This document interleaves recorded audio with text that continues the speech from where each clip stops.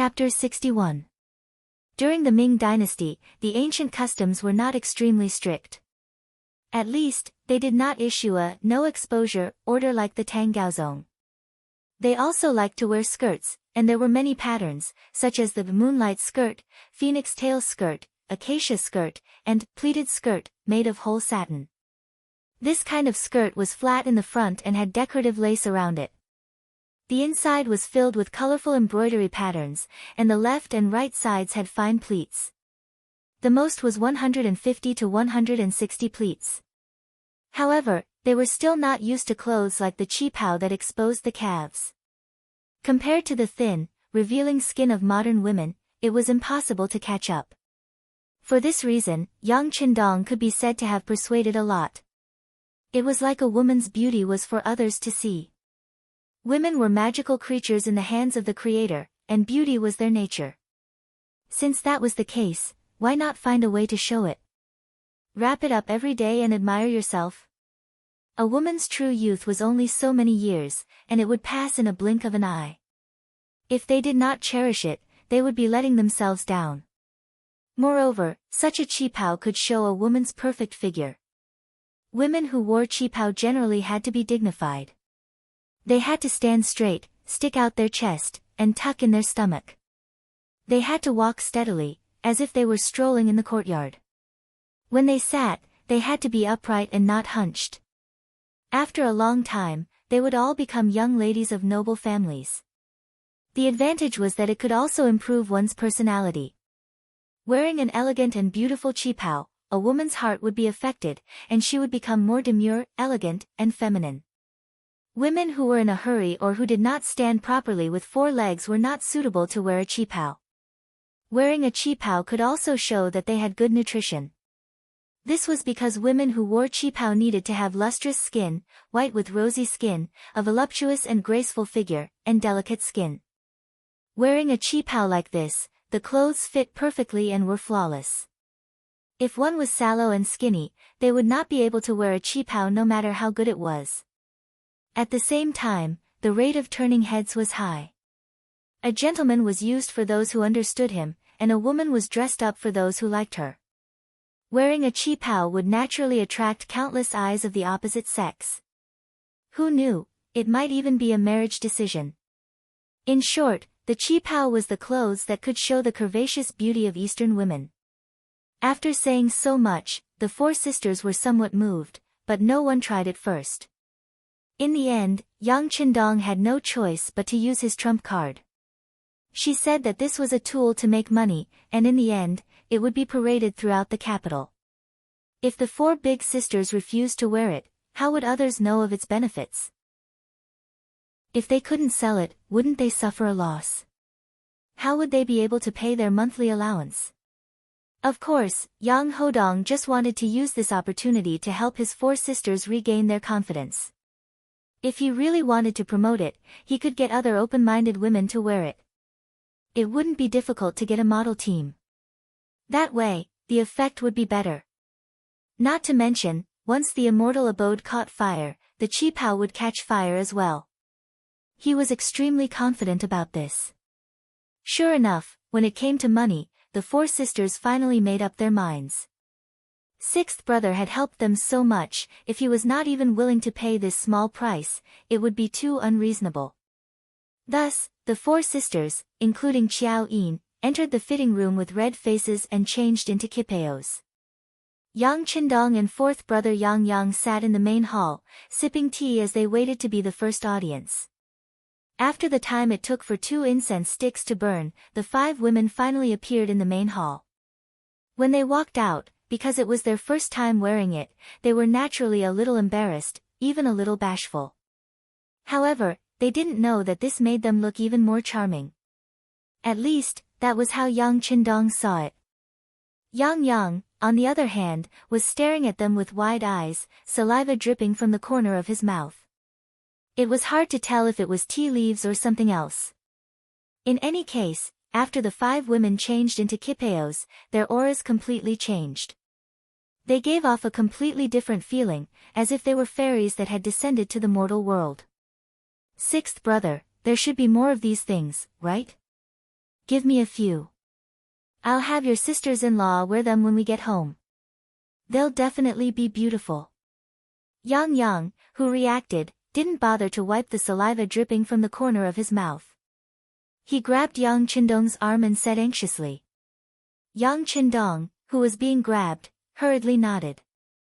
Okay, I'll give one to each sister-in-law as a greeting gift. Only then did Yang stop, satisfied. The four sisters also had a shy look on their faces.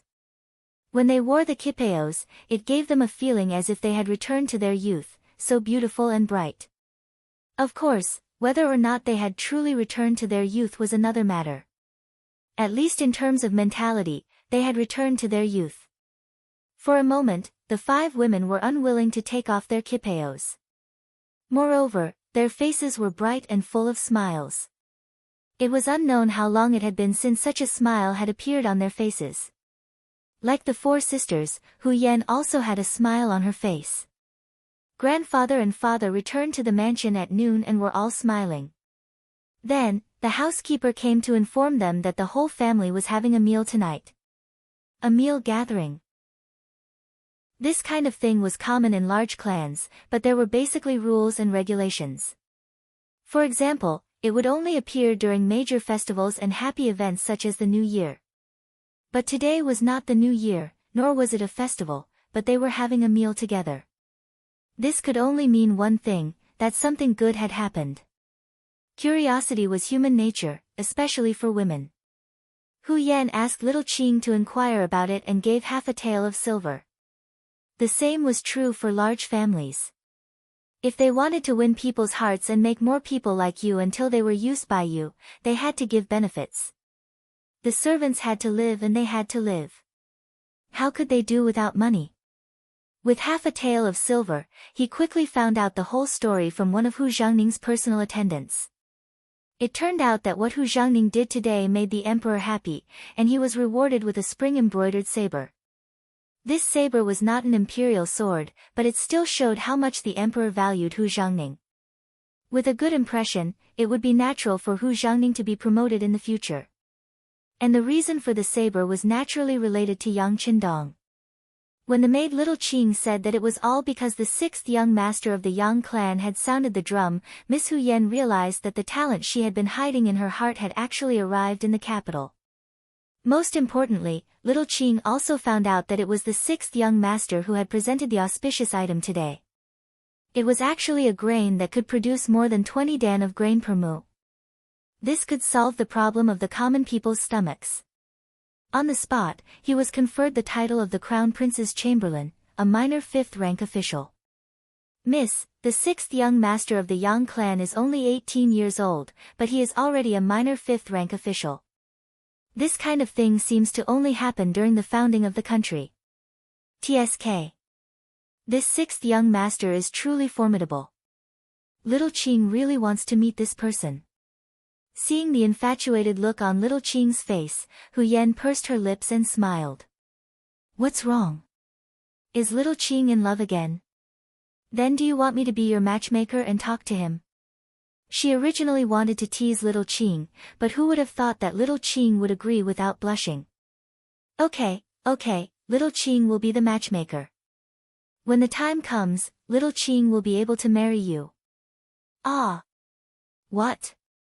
How could Hu Yan be willing to let the matter go when she heard that the topic had turned to her? The two of them immediately broke out into laughter. After a while, when the two of them had enough fun, little Qing caught her breath and said, Miss, you don't know? This sixth young master is not only talented, but also sincere. What do you mean sincere? You haven't even met him, so how can you come to such a conclusion? Hu Yan shook her head in disbelief. She only thought that little Qing thought that everything about Yang Qindong was good because of her admiration. But the facts proved that there were many people fishing for fame. Often, the people on the street would say how good the person was, but only when they really came into contact with the person would they know that the person was nothing more than a beast in human clothing. The good points were deliberately shown and could not stand the test of time. No, miss, is this sixth young master's true temperament?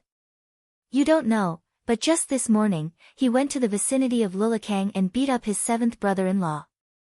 Little Qing remembered that when she heard the attendant talk about this matter, she couldn't help but have a happy expression on her face. In her mind, she imagined what kind of demeanor Yang Qindong would have when doing these things. Hu Yan originally thought that little Qing was doing it because of her admiration. When she heard the story, she immediately asked, "Wait, you said that the sixth young master beat up his seventh brother-in-law. What happened?" "I heard about this from master's personal attendant. It's like this." Little Qing then told Hu Yan everything she knew. When she heard it, Hu Yan's eyes were filled with anger. Then, her worry turned into joy. She even waved her arm and said, "Good, that's a good beating. A man who treats his wife badly deserves to be beaten." "Oh, right, that Wang Go is an official in the Hanlin Academy. Will it be okay to beat him up like this?" "No, no. This is where the sixth young master is smart. He actually said that it was because he wanted to tell the emperor about Potato's good fortune, but he had no way. Unfortunately, he came to the Wang residence. He thought that since it was his seventh brother-in-law, he should have a way. Who knew that he would hit someone by accident?" When little Qing said this, she giggled. In her heart, she praised the sixth young master's ability to change the situation was really amazing. There is such a thing. After hearing it, Hu Yan was also happy. Then she said happily, "Good, it's really good that you don't have to be sued after beating up such a bastard." At this moment, Hu Yan was obviously standing with Yang Qindong. When you truly love someone, everything that person does is right. But very quickly, she became unhappy again. Little Qing, who still had a dreamy look on her face, suddenly saw the change in Miss's expression and couldn't help but worry. Miss, what's wrong with you? Are you feeling unwell somewhere?" As she spoke, she even reached out to touch Hu Yan's forehead. Chapter 62. No. Hu Yan shook her head and dodged the jade pendant. She rested her chin on her hands and said bitterly, "Little Qing, do you think that when a woman marries into her husband's family, she really has to resign herself to her fate? Think about how lively the Yang family's seventh young miss used to be. She was also doted on by everyone in her family. But after marrying into the Wang family, she actually has to work as a maid and servant. She can't even do anything about it. It's really too hard." Knowing what little Qing was worried about, little Qing quickly shook her head and said, "That won't happen. If young miss gets married, won't master and lord stand up for you? No one will bully you." "No." Hu Yan shook her head stubbornly. The Yang family's seventh young miss's identity is also not simple. Her father is Lord Yang Rong, who is not inferior to my grandfather at all. In fact, he is even stronger. But doesn't she still have to suffer? Sigh, little Qing, I suddenly don't want to get married. Hearing Hu Yan's words, Xiao Qing didn't know how to persuade her. She sat down with her hands on her cheeks and looked out the window. Women are destined to marry, and they have to give birth to children for those men. This is our fate.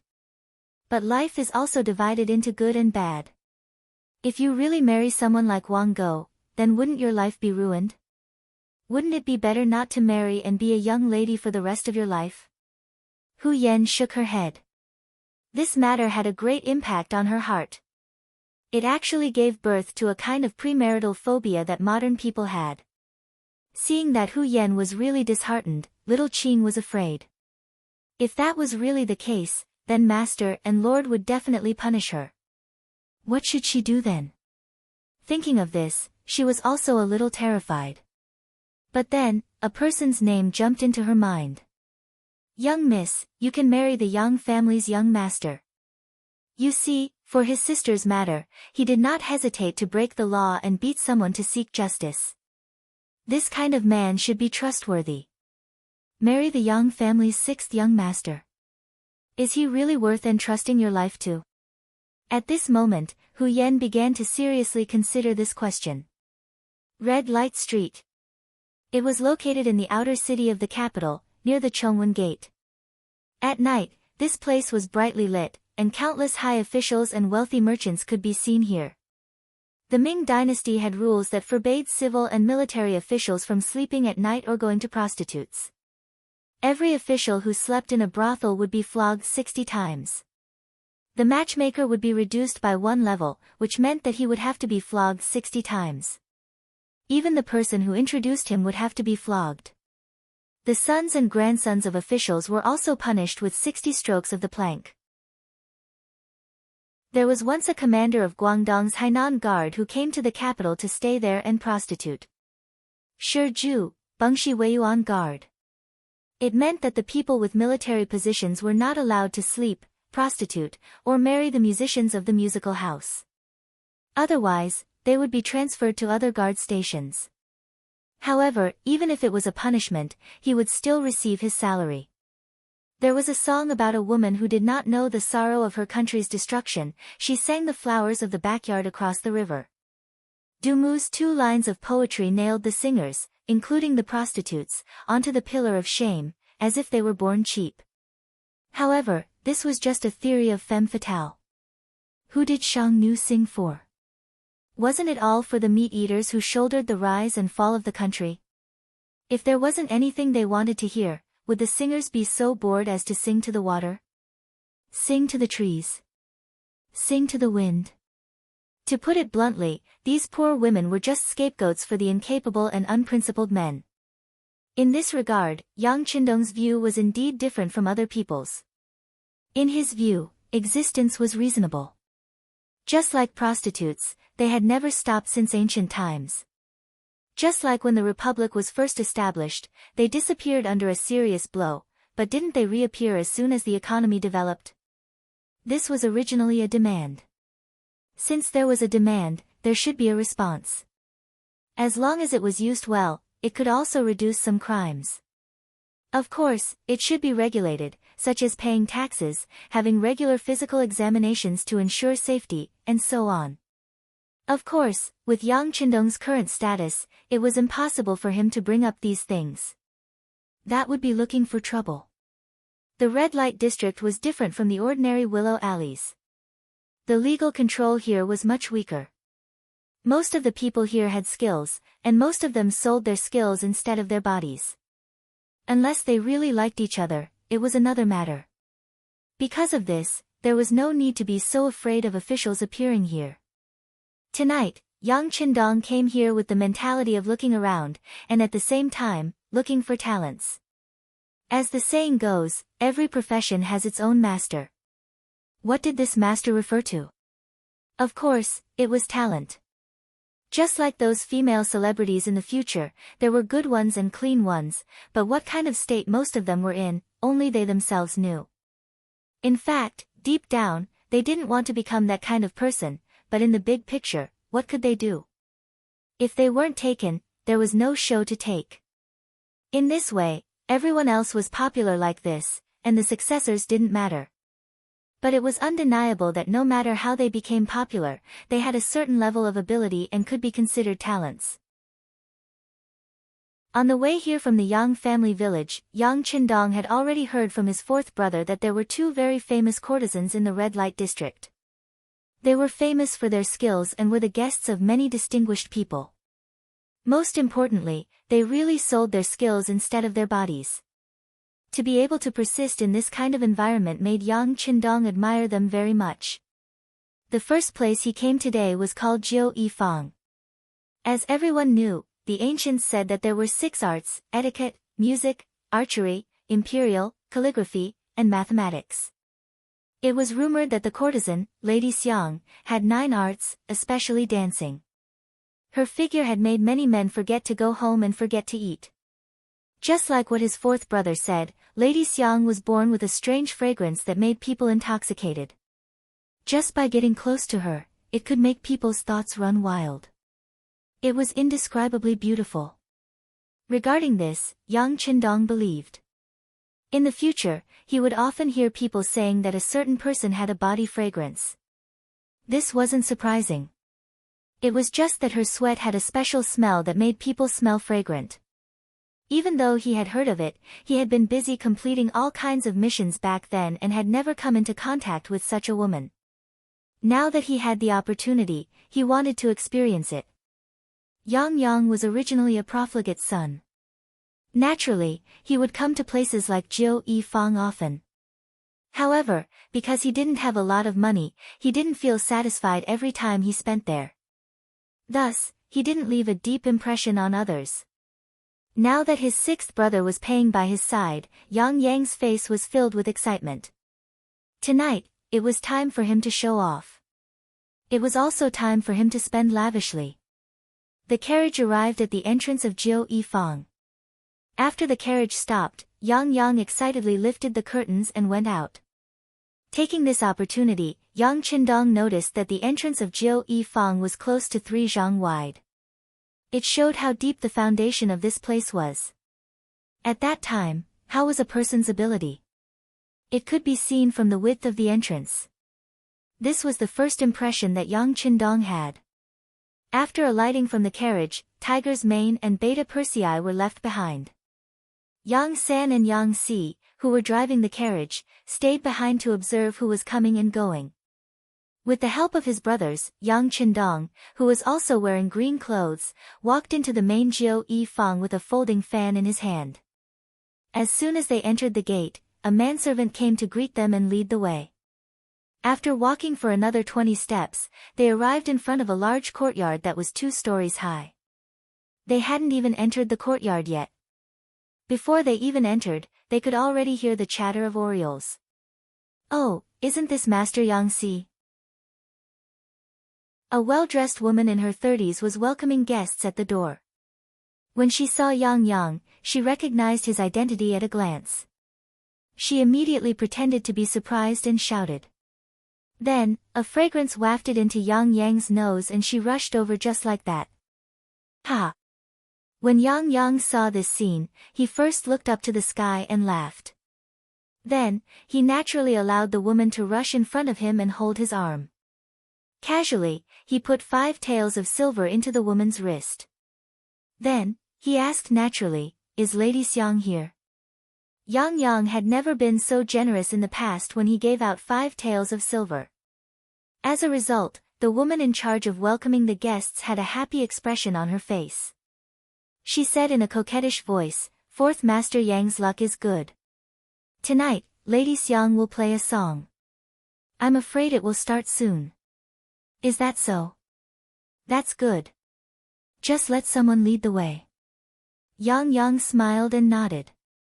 Then, he touched the woman's chin and laughed loudly as he entered the courtyard. At this time, another maid came forward with a lantern and led Yang Si and the others into the courtyard.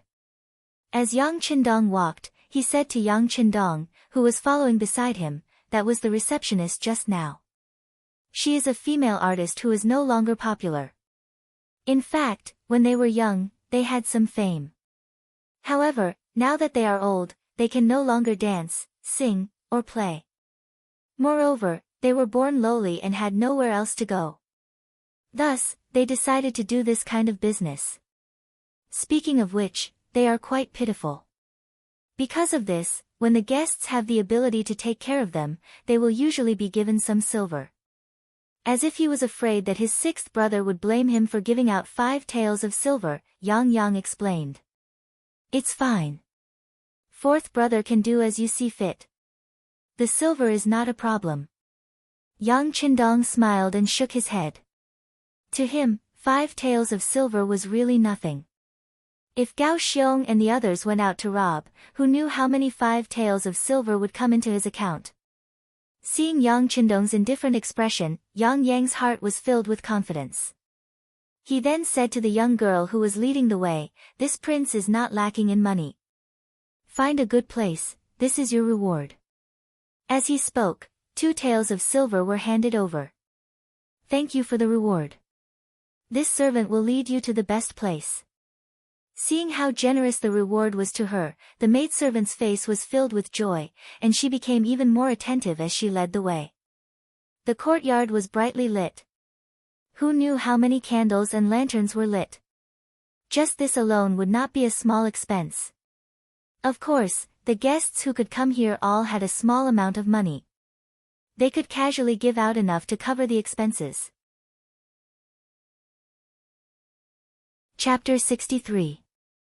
While he was still looking around, Yang Qindong was led to a square table.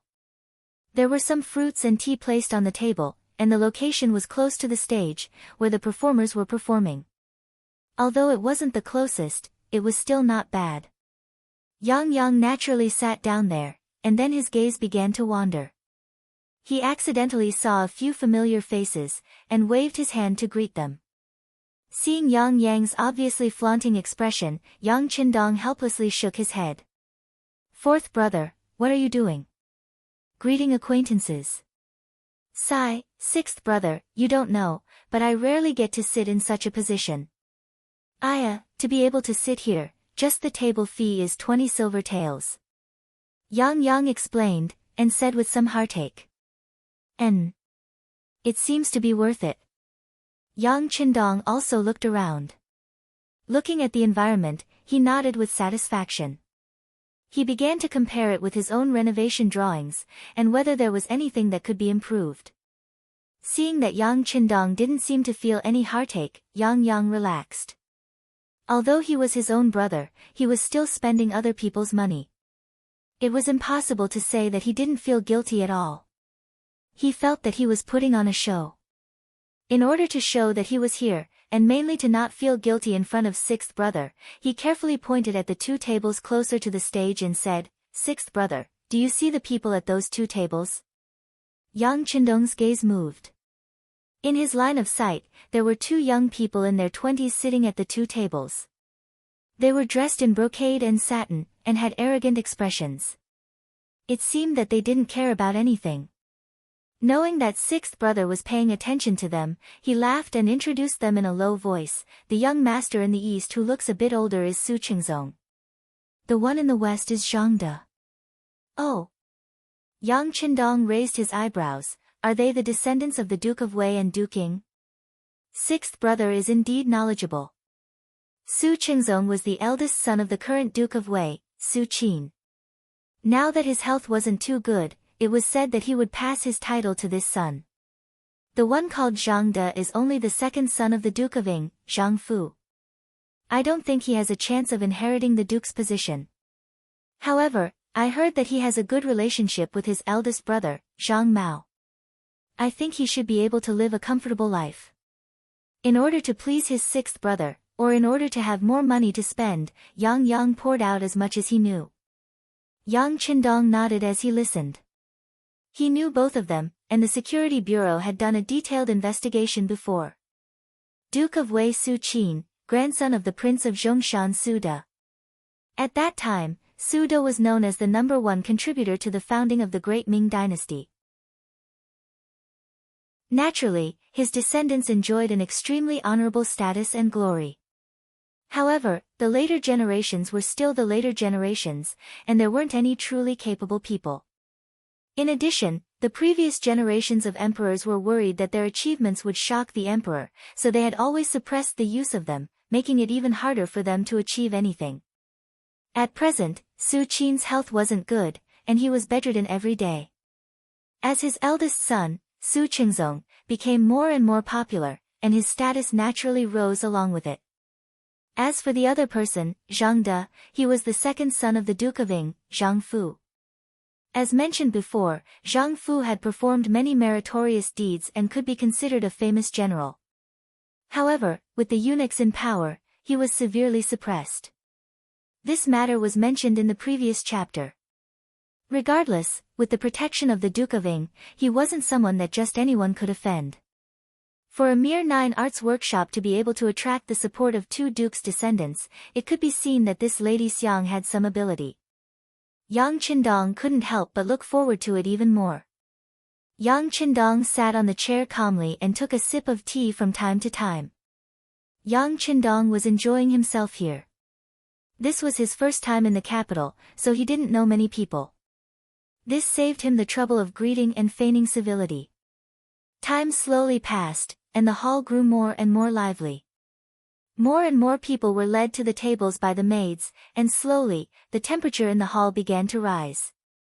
The odor of sweat began to fill the air, causing Yang Qindong to wrinkle his nose and shake his head. The ventilation here wasn't very good, so the odor couldn't quickly disperse. Just this point alone made it seem rather inferior. This wasn't like the immortal abode he was opening. Not only did it have transparent windows, it also had a layer of screen outside. In this way, it could ensure that the air was not only ventilated, but also that mosquitoes couldn't get in. This was a truly refreshing place. While they were waiting, or perhaps they were suffering, the number of seats in the hall had reached more than 70%. With a series of light footsteps, two young girls who could be considered decent walked onto the stage, each holding a pipa. Yang had been observing Yang Qindong this entire time, ready to give an explanation at a moment's notice. Seeing the two girls walk up, he leaned over and said, "Fourth brother, these two are here to warm up the scene. They aren't the main characters."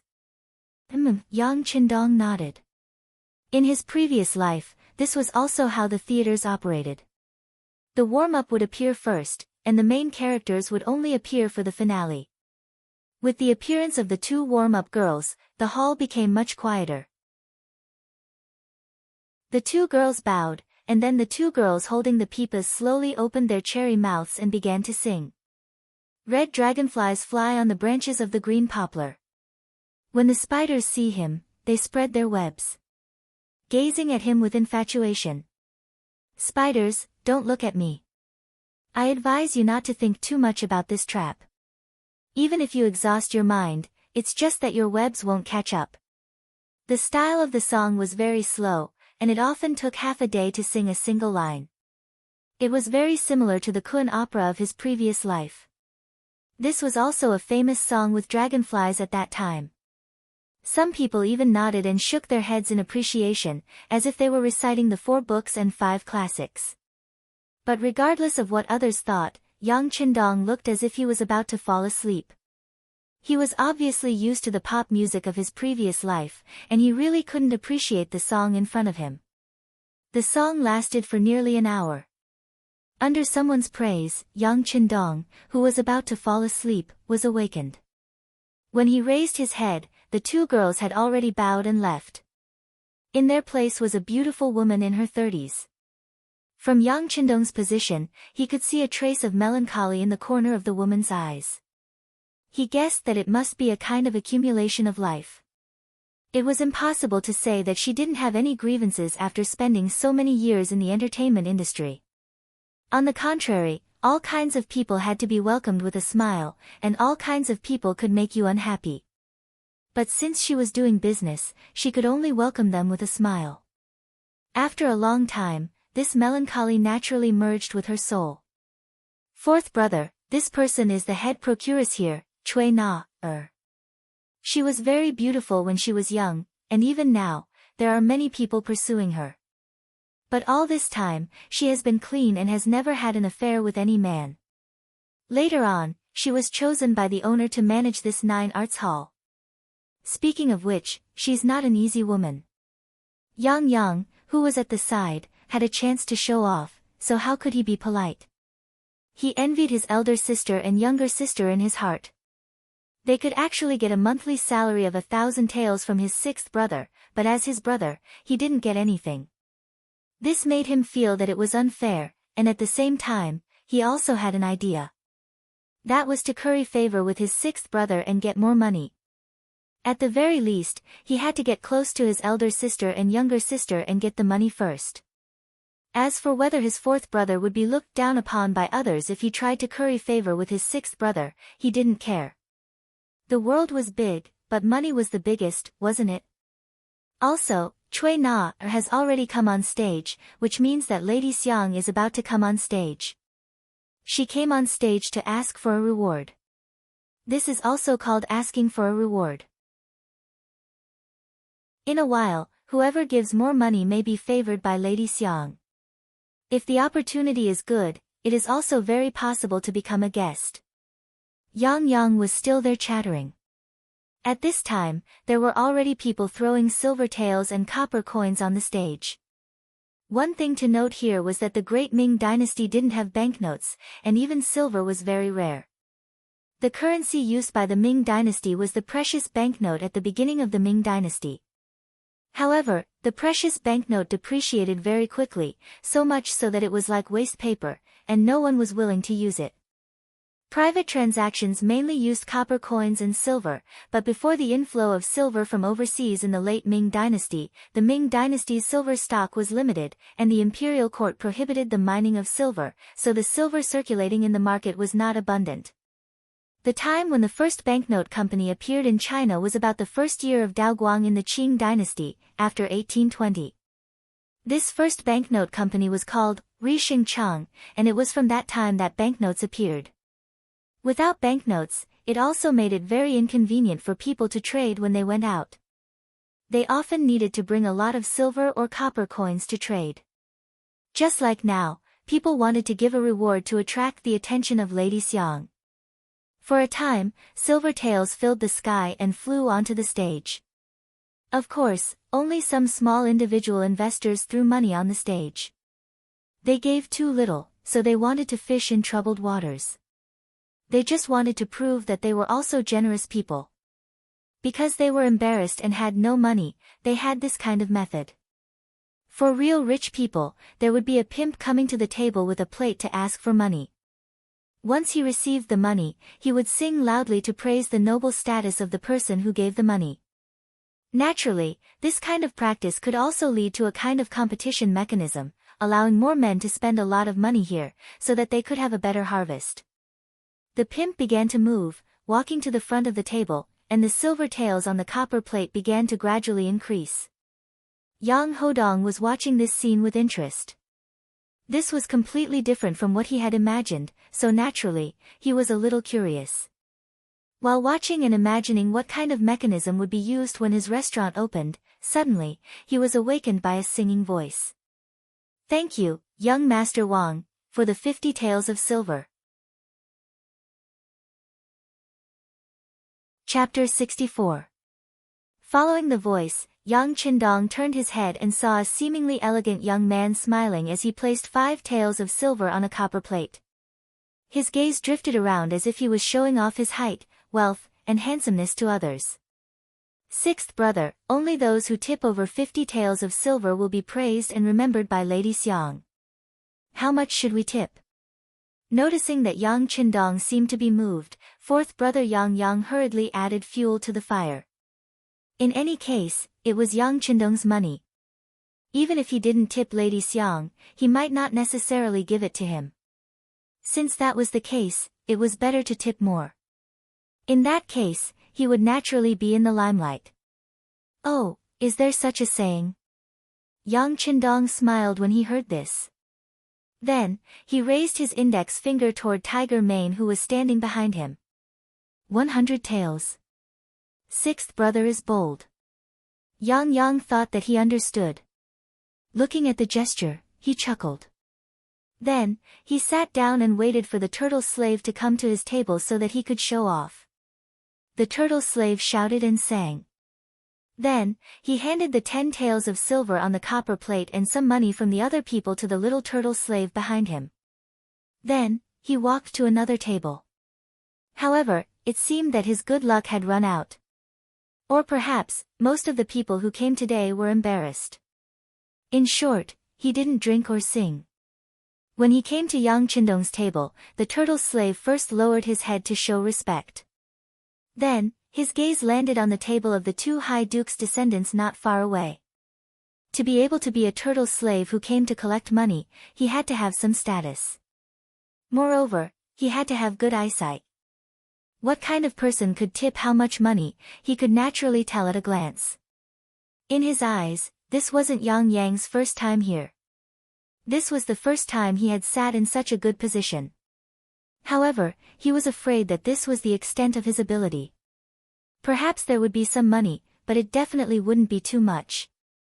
Otherwise, he would have sat in the main seat where the 2 high dukes were sitting. Yang already knew the result, so he had been waiting for the arrival of the pimp so that he could perform well. When he saw that the other party didn't even look at him, he couldn't help but sneer.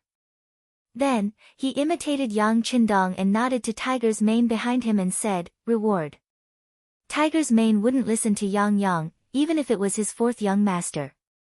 However, with Yang Qindong's previous order, when he heard the word reward, he obediently untied the bundle on his body, took out some silver and placed it on the copper plate. Compared to young Master Wang's reward just now, the silver coins this time were all 20 taels per ingot. Once he placed the coins in his storage ring, he received 5 ingots in the blink of an eye. Yang Yang looked like he was waiting for the tortoise slave to sing and drink, but who would have thought that Tiger's mane still had no intention of stopping. The silver ingot in his hand continued to smash down. 10 ingots, 20 ingots, 30 ingots, 40 ingots, Yang Yang's expression changed greatly. This was far more than 100 taels of silver, but he still had no intention of stopping. This tiger's mane couldn't be stupid, right? What was he doing? He wanted to say something to stop him, but he was worried that he would lose face. He could only look at his sixth brother, Yang Qindong, but he still couldn't understand. Because his sixth brother's face was full of smiles, as if he didn't see the situation in front of him. He was still calm and unmoved. At this moment, the tortoise slave was also dumbfounded. He originally thought that the Yang family's fourth young master would at most tip 3 to 5 taels of silver, but who would have thought that the fourth young master would throw 20 taels of silver into the copper plate without even blinking an eye? The clanking sound of the silver ingot being thrown into the copper plate was incessant, to the point where he had to use both hands to support it, but he still couldn't support it. Fortunately, the little tortoise slave behind him had good eyesight and had already come to help. The two of them were barely able to support it with 4 hands. In the past, when someone tipped, the tortoise slave only felt happy and excited. According to the rules, he could also get a certain commission. In other words, the more he was tipped, the more he would get. Only today, he felt the pressure. It was also the first time that he had the idea of quickly stopping the tipping because his hands really couldn't support it. Yang Yang and the tortoise slave's expression had already changed. Not only that, but the faces of everyone in the hall who saw this scene changed. Even Cui Na, who was standing on the stage, had her face turned red. It was unknown whether it was fear, excitement, or excitement. This scene also shocked the others. After the 2 high dukes saw this, their expressions also changed. When they saw a large amount of silver appearing on the copper plate, they seriously looked at Yang Qindong and Yang Qindong, who was sitting beside him with an indifferent expression. What kind of person was Yang Yang? They often met him here, so they naturally knew. He was just the 4th young master of the Yang family. It was impossible for him to have such financial resources. Of course, it wasn't that they looked down on Yang Yang. Because even if he had so much money, he wouldn't take it all out. He still had to live. Not to mention, even if he took out so much silver, he might not be able to get Lady Xiang's favor. One had to know that with this amount of silver in hand, who knew how many concubines he could marry. There were other people who were also shocked when they saw this scene. There was envy, jealousy, and hatred in their eyes. Just like young Master Wang, who had just tipped 50 taels, his face was originally full of arrogance, but now even his head was lowered. He only tipped 50 taels and was already so complacent. Compared to the Yang family's tipping, wasn't he too ignorant and stupid? Regardless of what other people thought, Tiger's mane followed Yang Qindong's orders and took out silver ingots one by one. Finally, after taking out a total of 1,000 taels, he stopped and then closed the huge bag on his body. 1,000 taels of silver was equivalent to 100 caddies, but the bag didn't seem to have decreased by much. People couldn't help but wonder how much silver was left in the bag. At the same time, they couldn't help but admire Tiger's mane's strength. He didn't even bend over while carrying such a heavy bag. Looking at the 2 slaves who were already bent over by the weight of the 100 caddies of silver ingots, 2 more slaves came from afar to help. Only then did the leader find the time to sing. Yang Si has a reward, 1,000 taels of silver. As soon as the singing came out, the whole audience suddenly became quiet, but then it became noisy. Some of the friends who had greeted Yang Yang before stood up from afar and cupped their fists to look at him. At this time, they were all proud to have made such a friend. Yang, who had stolen the limelight, naturally also stood up and cupped his fists to salute everyone. His big mouth almost reached the back of his ears, and there was no need to mention how happy he was. This was definitely the day he was proudest of in his life. At this moment, he felt as if he had reached the peak of his life, and his status seemed to have been raised by a lot.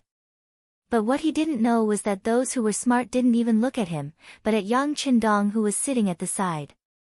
There were even smarter people who had already guessed the identity of this person. The tortoise lowered its head so low that it almost reached its waist. Then, it bent its head and bowed. It wasn't that there were no people who had tipped 1,000 taels of silver in the past, but they could be counted with one hand. Moreover, the last time was a long time ago. At least, this was the first time he had been tipped as a slave. One could imagine how excited he was.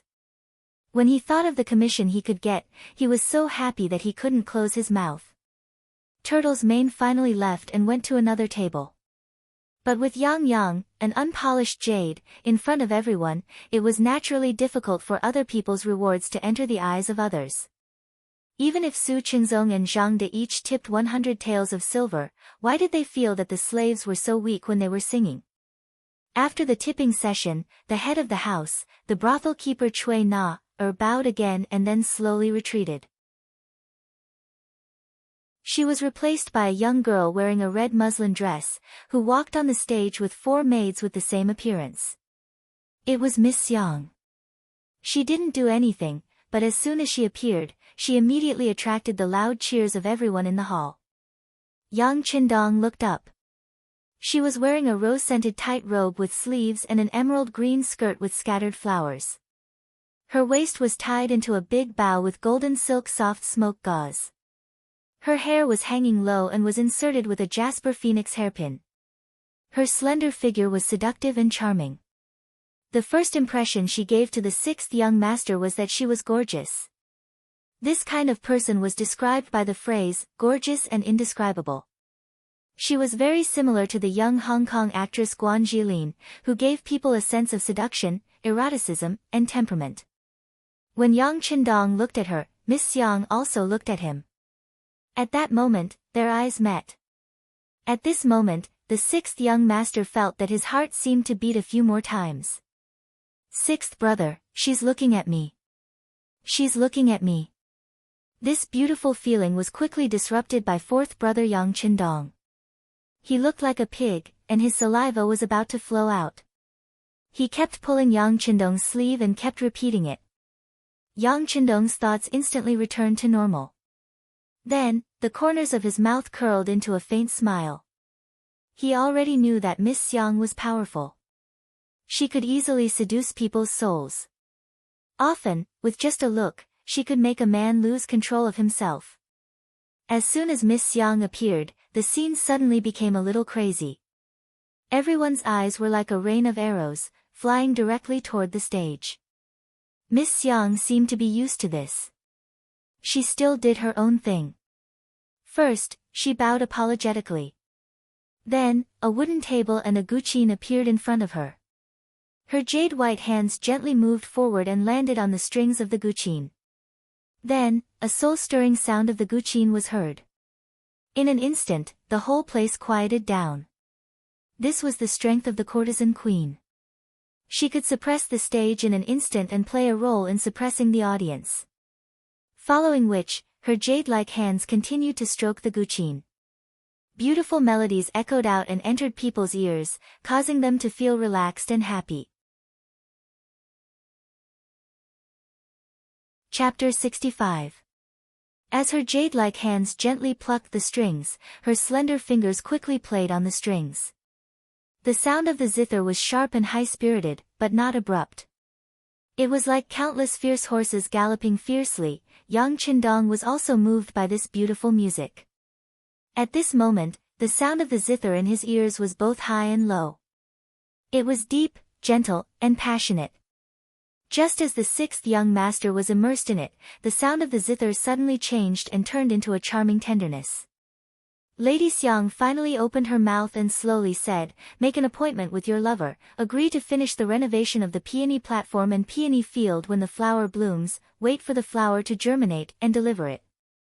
It's almost the Qing festival, and the head of the flower is not growing.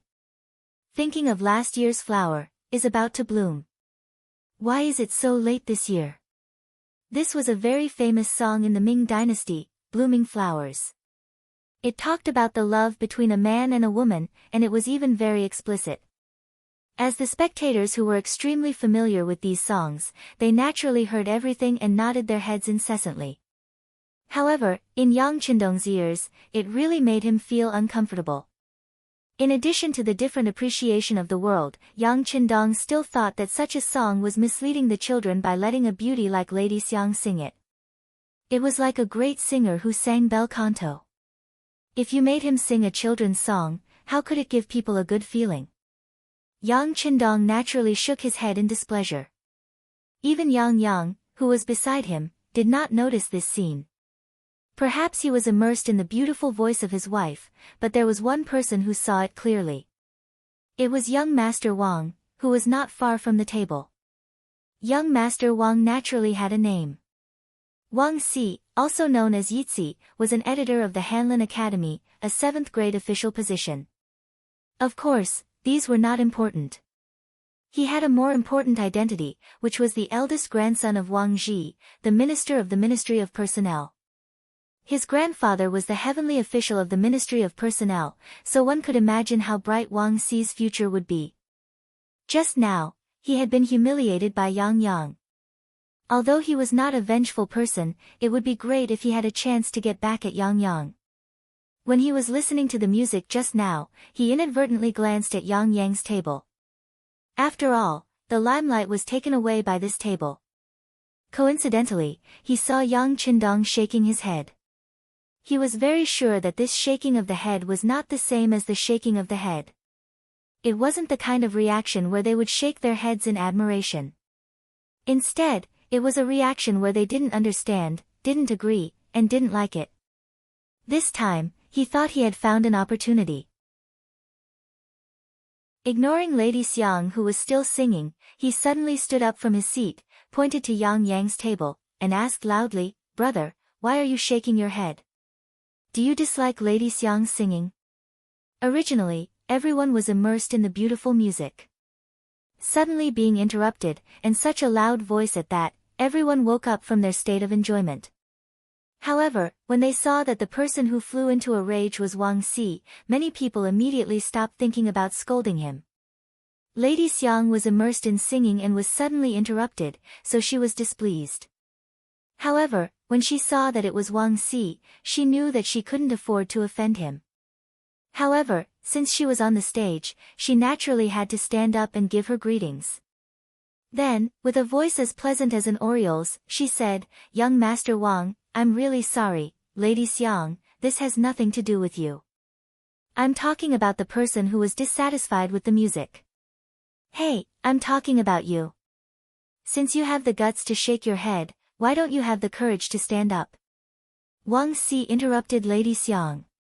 If it were any other time, he would probably be very happy that this woman took the initiative to talk to him. However, he was angry now, and he was complaining about the injustice for the goddess in his heart. Naturally, he wouldn't answer more questions. The spearhead was pointed at Yang Qindong. From the moment Wang Si shouted, Yang Qindong knew that he was referring to someone, and the person he was referring to was him. Originally, he shook his head because he wasn't used to the music of this era.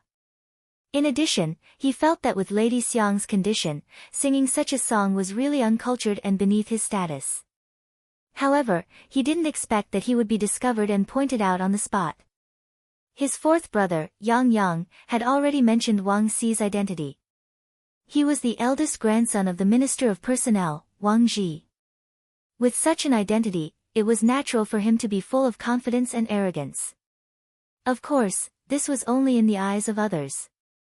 In Yang Qindong's eyes, it was nothing more than a fleeting cloud. Not to mention Wang Si, even if his biological grandfather, Wang Ji, was here, Yang Qindong would do what he should do. He would never let himself be wronged because of the other party's identity and let others criticize him. Therefore, after glancing at Wang Si, he chuckled and said, "What's wrong? Could it be that there's a rule that the listener can only praise the song and can't have other opinions?" This. Wang Si was speechless. How could there be a rule that required the listener to listen to the song? This was a pastime, and one could just follow one's mood. However, although there was no rule, the person performing on the stage was Lady Xiang. She was the person that Wang Si had been thinking about day and night. If it wasn't for her background, he would have begged his grandfather to take her as a concubine. However, the top courtesan was also a lowly person. Based on this rule, she could never enter the Wang family. As the saying goes, the best is what you can't get. It was precisely because he couldn't get her that Wang Si felt the benefits of Lady Xiang. If he had extra money, he would definitely come to support her. Yang Qindong really looked down on the goddess in his heart. Based on this, he couldn't take it lying down. Yes, there isn't any law that stipulates this, but everyone who comes here is here for Lady Xiang. Are you going to say that they aren't? If you're not, why are you here? Please leave now. As he spoke, Wang Si pointed in the direction of the door with an indignant expression. Wang Si lived up to his name. He was indeed very smart. Knowing that he couldn't use the law, he used Lady Xiang's name. For a moment, it aroused the anger of the crowd. Most people stood up and pointed angrily at Yang Qindong in order to curry favor with Lady Xiang. They said, "If you don't want to watch, get out now." Not far away, the descendants of the two Grand Dukes didn't join in the condemnation. Instead, they watched the scene with great interest. They had already guessed Yang Qindong's identity.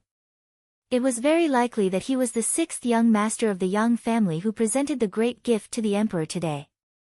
Because of this, he was given the position of secondary grade 5 servant to the crown prince. With such a big gift and the previous incident with Yang Bao, they didn't think that he was a master that could be easily manipulated by others. However, the situation was not good now. They wanted to see how the sixth young master of the Yang family would break the situation. So many people suddenly pointed their spears at Yang Qindong. Tiger's Mane and Beta Persei instinctively wanted to flash in front of the young master to protect him. However, the sixth young master waved his hand as if he didn't care. He noticed that Wang Si only asked him to get out in anger and didn't even add the word scram. From this, it could be seen that this person was reasonable. At least, he wasn't the kind of idiot who would bring trouble to himself. To put it bluntly, it was nothing more than the fact that he had previously overshadowed Lady Xiang with his gift. In addition, he had shown a trace of disrespect to Lady Xiang, which led to the incident. This was just the thought of a young and frivolous person. If it were any other time, Yang Qindong would have just laughed and left the place after that. If he did this, perhaps others would say that he was weak. However, real weakness didn't depend on how others evaluated him. It depended on whether he had a strong heart. There was no doubt that Yang Qindong had a strong heart. However, he still wouldn't leave, not for any other reason but because it didn't fit in with his plan. From the moment he entered the Nine Arts workshop, Yang Qindong had been implementing his plan to recruit talents. This included the 1,000 taels of silver as a reward. It seemed like he was spending a lot of money, but in fact, he was just using this opportunity to leave a deep impression in Lady Xiang's heart. Then, he could use this opportunity to chat with her. He believed that with his understanding of music, it wouldn't be difficult to persuade her to join his force. Because he came with the intention of recruiting her, and Lady Xiang was a talent who met his standards, he couldn't just leave so casually. Losing face was a small matter, but ruining his plan was a big matter. "Are you young Master Wang?" Yang Qindong decided to fight back.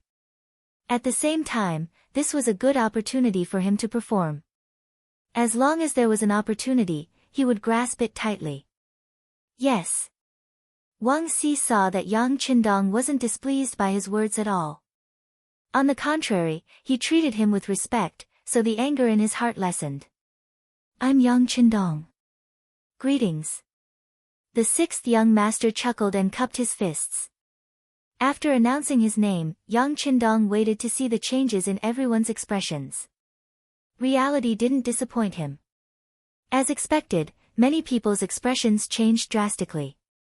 Regardless of whether it was Yang Bao or today's auspicious item, potato, they were enough to make him famous. He wasn't a nobody. As the saying went, a person's name was like a tree's shadow.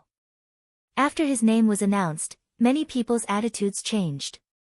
After knowing that he was the founder of Yang Bao, the author of the books Condor Shooting and Xiao Li's Flying Dagger, and that he was a fifth-rank official, many people who thought they weren't strong enough quickly shut their mouths. This was the reality. When someone's strength was much stronger than yours, it was another matter whether you still wanted to find trouble with them. This could be said to be selfish, but it was also human nature. Besides, it was true that they were here to see Madame Xue, but they wouldn't offend a young fifth-grade official for such a trivial matter, let alone for such a woman. After his name was announced, many people suddenly shut their mouths and returned to their seats. They were completely different from the people who had been heckling just now. Chapter 66. Wang Xi frowned slightly when the situation changed. Then, he quickly adjusted his mentality and sneered, "What's wrong? Yang Zhima, are you trying to oppress me with your power?" No, I just want to announce my name so that everyone can criticize me better." Yang Qindong smiled and waved his hand. Then, he changed the topic and asked. Young master shook his head because he felt that such a song was not suitable for Miss Xiang to sing. The song was too bitter, so he shook his head. "I didn't expect young master Wang to see it." Hee, it's embarrassing." Wang Xi took the initiative to say that he shook his head. It showed that he did not look down on Miss Xiang, but it was because the song was not suitable. In this way, it immediately attracted Miss Xiang's gratitude on the stage. Madame Xiang was unhappy that Madame Xiang had pointed the spearhead at her. She was just a courtesan. In the end, she was just a somewhat famous actress. Everything she did was just to earn more money and live a better life. In her later years, she would have something to rely on. How could she be willing to participate in the struggle? On the surface, these people were complaining for her, but they just wanted to perform well. They wanted to leave a deeper impression on her so that they could take her body. She had seen this kind of thing many times. No matter what the result of the fight was, it seemed that it would only be bad for her and not good for her. However, this was how it was in the entertainment field. The fighting and scheming between the top courtesans and the mutual deception between the guests was unavoidable and could not be avoided. She wanted to withdraw from the stage when such a thing happened just now. However, these people came for her. If she withdrew now, she did not know what kind of trouble it would cause. Just when she was helpless, Yang Qindong took the initiative to stand up and said that it had nothing to do with him. How could Miss Xiang not be grateful? With just a few words, Yang Qindong took all the blame on himself. In this way, it seemed that he was magnanimous and decent, not caring about other people's faults. Wang Xi saw that Miss Xiang had been taken out of the picture as soon as Miss Xiang said those words. Wang Xi's momentum had weakened, and Miss Xiang didn't even intend to pursue the matter. If Wang Xi still fought for justice for Miss Xiang, wouldn't it be a little petty? He was smart at the moment. Since he could not put the blame on Miss Xiang, he would put the blame on Yang Qindong. Let's see how Yang Qindong would explain it. "Oh. In that case, we have wronged the sixth young master." Wang Xi only said that he was the sixth young master and did not mention his official position.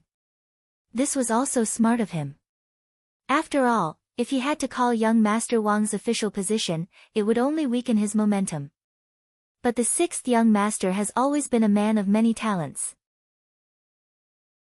The books he wrote are even more wonderful, making people forget to eat and sleep after reading them. If he is so talented, he must have a good opinion on the path of music. Wang Xi is not talented, but I am willing to learn a thing or two. Wang Xi was unyielding, or rather, he wanted to use this opportunity to get back at young Master Wang. As long as Yang Qindong said that he did not understand the path of music, he would attack Yang Qindong for saying that he did not understand the path of music. If he were to say that he understood the way of music, then he would definitely have to perform a song on the spot. If that was the case, then wouldn't a dignified imperial scholar, a fifth-ranked official, have to sing some kind of romantic and elegant song? Wouldn't that be a laughingstock? All in all, this was a dead end where everything he said was wrong. There was no lack of smart people in the hall. After hearing Wang Xi's words, they looked at Yang Qindong with a gloating expression, waiting for him to fall into their trap and be humiliated. Fourth brother Yang was naturally a smart person. One had to know that being a dandy in the capital was not something that could be done with a little status. Most of the time, one had to use their brains. Seeing that someone was pointing at his sixth brother, he stood up agitatedly, wanting to refute the accusation. However, before he could say anything, Yang Qindong grabbed his arm, and then a huge force came, forcing him to sit back in his chair. Yang Qindong was still wondering where his sixth brother got this strength from when he heard Yang Qindong's voice. It seems that this young master knows a little about the path of music. Ah! Did he just admit it? Hearing this answer, everyone in the audience suddenly became excited. In their view, the best way for Yang Qindong to deal with this matter was to leave without saying anything. It was fine if he lost some face like that, but at the very least, it wouldn't cause too much of a commotion. But since he had admitted to it, how could Wang Xi let him off? Sure enough, when he heard Yang Qindong say that he knew a little about the path of music, Wang Xi was overjoyed, and he quickly said, "Oh? Then I wonder if sixth young master can sing a song so that we can see what kind of song can be considered a good song. What kind of song can make people shake their heads?" Wang Xi spoke quickly, as if he was afraid that Yang Qindong would go back on his words. After he finished speaking, he bowed to Lady Xiang on the stage and said, "I'll have to trouble Lady Xiang to let go of the zither and give our sixth young master a chance to perform." This action was equivalent to putting Yang Qindong on a horse. At this moment, if the sixth young master backed out, he would only be seen as a braggart and would be looked down upon. "Ah! Sixth brother, you can't. I remember that there is an urgent matter at home. Let's go back first." Seeing all this, Yang finally realized that the matter had become serious. He quickly stood up and spoke in a voice that others could hear.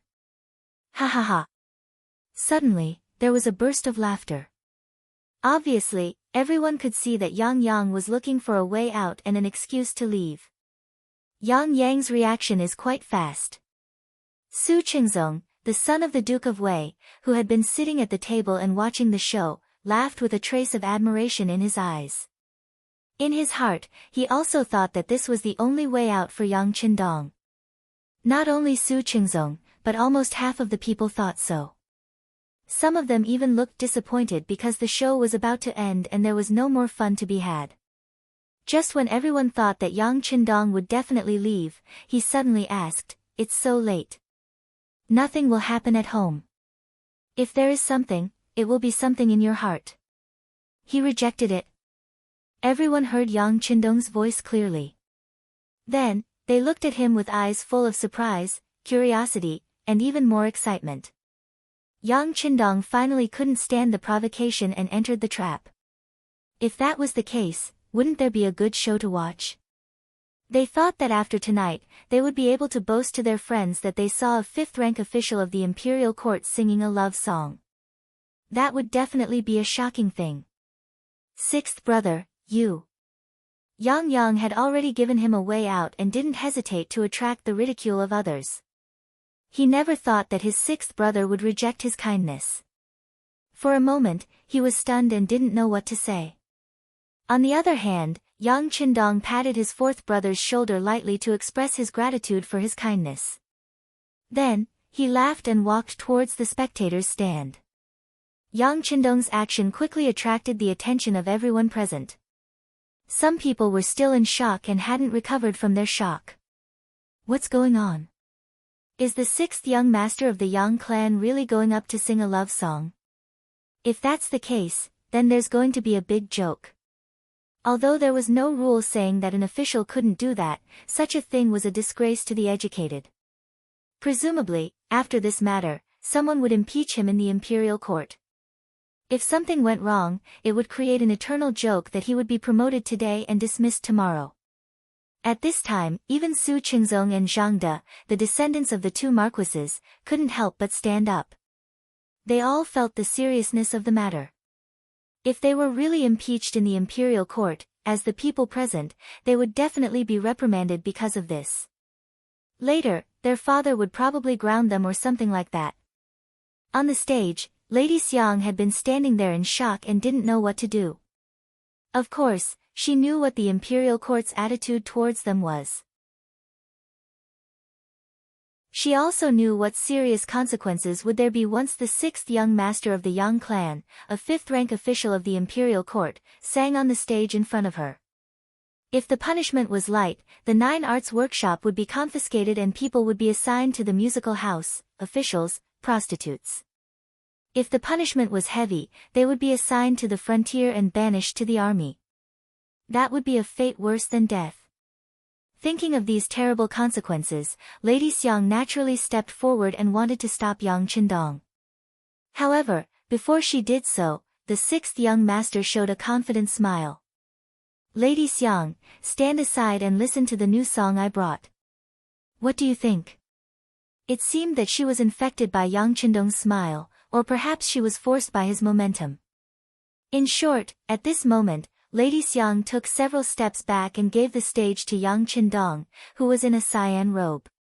Standing on the stage, Yang Qindong found that he could see everyone in the field more clearly. Then, he smiled. Then he said, "After listening to the song, Blooming Flowers, I felt that although it was artistic, it was still too sentimental. It couldn't be sung by everyone and was catchy." "What? Everyone can sing it? Catchy?" The people who heard it were shocked. "Are you kidding? Who are they? How could it be possible for her to sing so casually? Wouldn't that be degrading themselves?" Of course, no one would admit that the song at that time was too difficult and that not everyone could sing that tune. No one would admit that they were not capable enough. It seemed that he had known that everyone would be surprised. Yang Qindong laughed and said, "The song that young master is going to sing next also has some artistic conception, but more importantly, it is catchy. Unless the 5 notes are really incomplete, everyone can learn it after learning it once. Next, I'm going to embarrass myself. Beta Persei, give me the thing." Yang Qindong's shout startled everyone, but then a black shadow flew out of the air and fell steadily into Yang Qindong's hand. Then he took off the black cover that wrapped the thing. Suddenly, something that looked like a pipa but was not a pipa fell into everyone's sight. Yang Qindong carried it on his body. Chapter 67. It was a guitar, and it was also a modern product.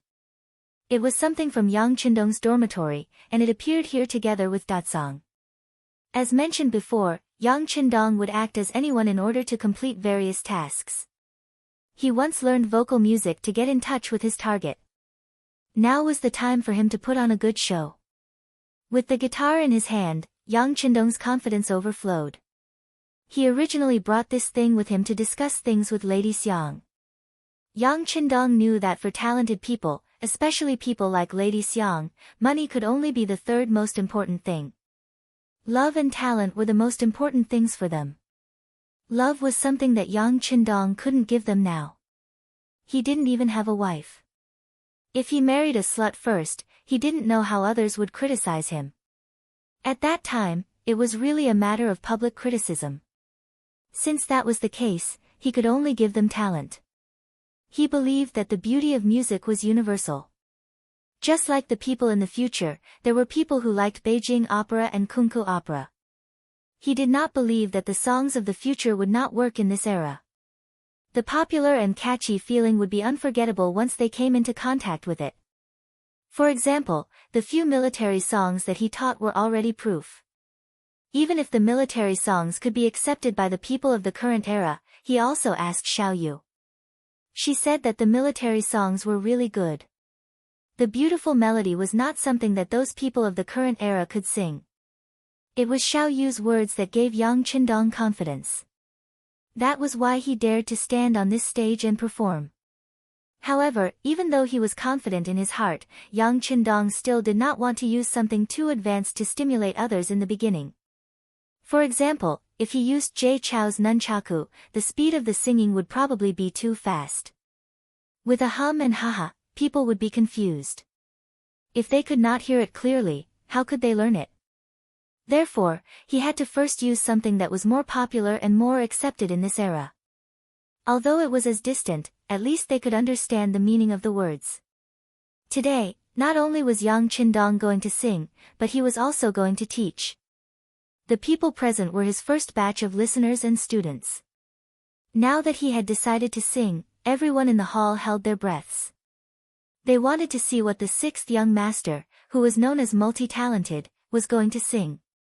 Just as everyone was building up their emotions, Yang Qindong suddenly put his guitar behind his back and said with a smile, "Since everyone is giving me face, today, this young master will follow the rules and do something exciting. How about it?" Although the question was asked, there was no reply for a long time because no one knew what he was going to do. Only tigers Mane and Beta Persei reacted quickly and answered loudly, "Okay." The two of them were used to the sixth young master being outstanding. In their eyes, as long as the sixth young master wanted to do something, there was nothing he could not do, and nothing he could not do well. Singing was naturally the same. For example, weren't those military songs from the sixth young master's mouth? Now that they all knew how to sing, everyone said that it was good. Ha! Seeing that there were only two people supporting him, Yang Qindong did not care. Instead, his body first relaxed, then tensed up. He immediately took out his singing skills, and then a loud and clear voice came out from his mouth. "That day, Grandpa took me to see Beijing Opera. I saw a lot of big faces on the stage. Red, white, yellow, green, blue, grinning and staring. They sang and shouted at the same time. Wow, wow, wow, wow, wow, wow, wow. It was like thunder, chattering in my ears." His opening speech had shocked everyone. That clear voice, without any hesitation, knocked on their hearts like a hammer, making them feel carefree for no reason. The blue-faced Doer Dun stole the horse, the red-faced Guan Gong fought Chang Sha, the yellow-faced Dian Wei, the white-faced Chao Chao, the black-faced Zhang Fei, called Cha-Cha. Suddenly, the climax began, which was the easiest part for people to learn to sing. As soon as the lyrics came out, many people became serious and even excited. At this moment, Su Qingzong and Zhang De opened their mouths wide. Wang Si, who was looking for fault, also opened his mouth wide, showing an expression of disbelief. The whole hall was also very quiet, and only Yang Qindong's loud voice was still surging out. To be honest, the Peking opera's face is really good, but the singer is singing in a dialect. I can't understand it no matter how hard I listen to it. The third part was said casually, but it seemed to be referring to something. The rhythm of Lady Xiang's singing was too slow, and even people who heard it for the first time couldn't understand it. As soon as the words came out, it was obvious that Lady Xiang, who was standing aside and didn't know what to do, hurriedly lowered her head. It was not because she was afraid, but because she was shy. Then came the climax. The purple heavenly king holds the pagoda, the green devil fights the yiksha, the golden monkey king, the silver demon, the gray elf, ha ha ha. In order to let people in the hall understand the meaning, Yang Qindong tirelessly sang it 5 times in a row. He didn't stop until he felt that his throat was a little dry.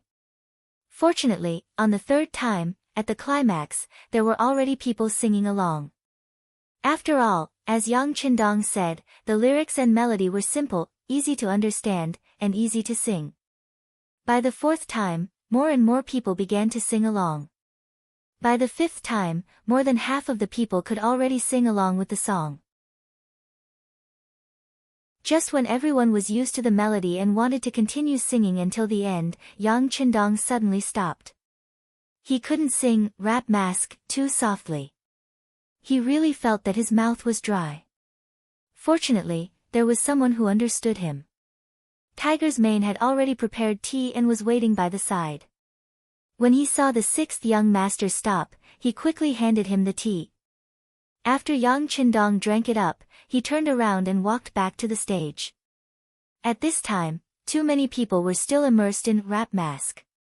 It was the first time they heard such a simple and high-spirited song, and they felt that it seemed to be something prepared for their men.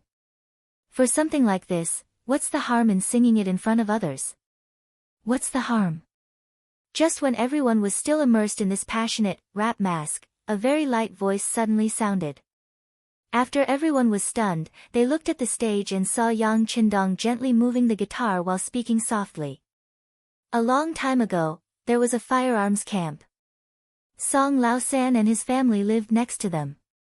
They had nothing to do and even smoked big cigarettes. Big cigarettes existed in the 6th dynasty's era and were used as a tribute in the Tang dynasty. There were already many people who smoked in the country in the late Ming dynasty. The old couple had no children, so they gave their daughter a pet name, Delian. When Delian grew to the age of 16 or 17, she was really slim and graceful. The matchmakers kicked the door down, but Song Laosan and his wife only ate, drank, and played all day long. They didn't care about their daughter's marriage. Later, they met a young farmer, Tong Xiaolu, and the two of them fell in love secretly. Once, Tong Xiaolu came to Delian's house. The two of them were secretly having a rendezvous and were discovered by their parents.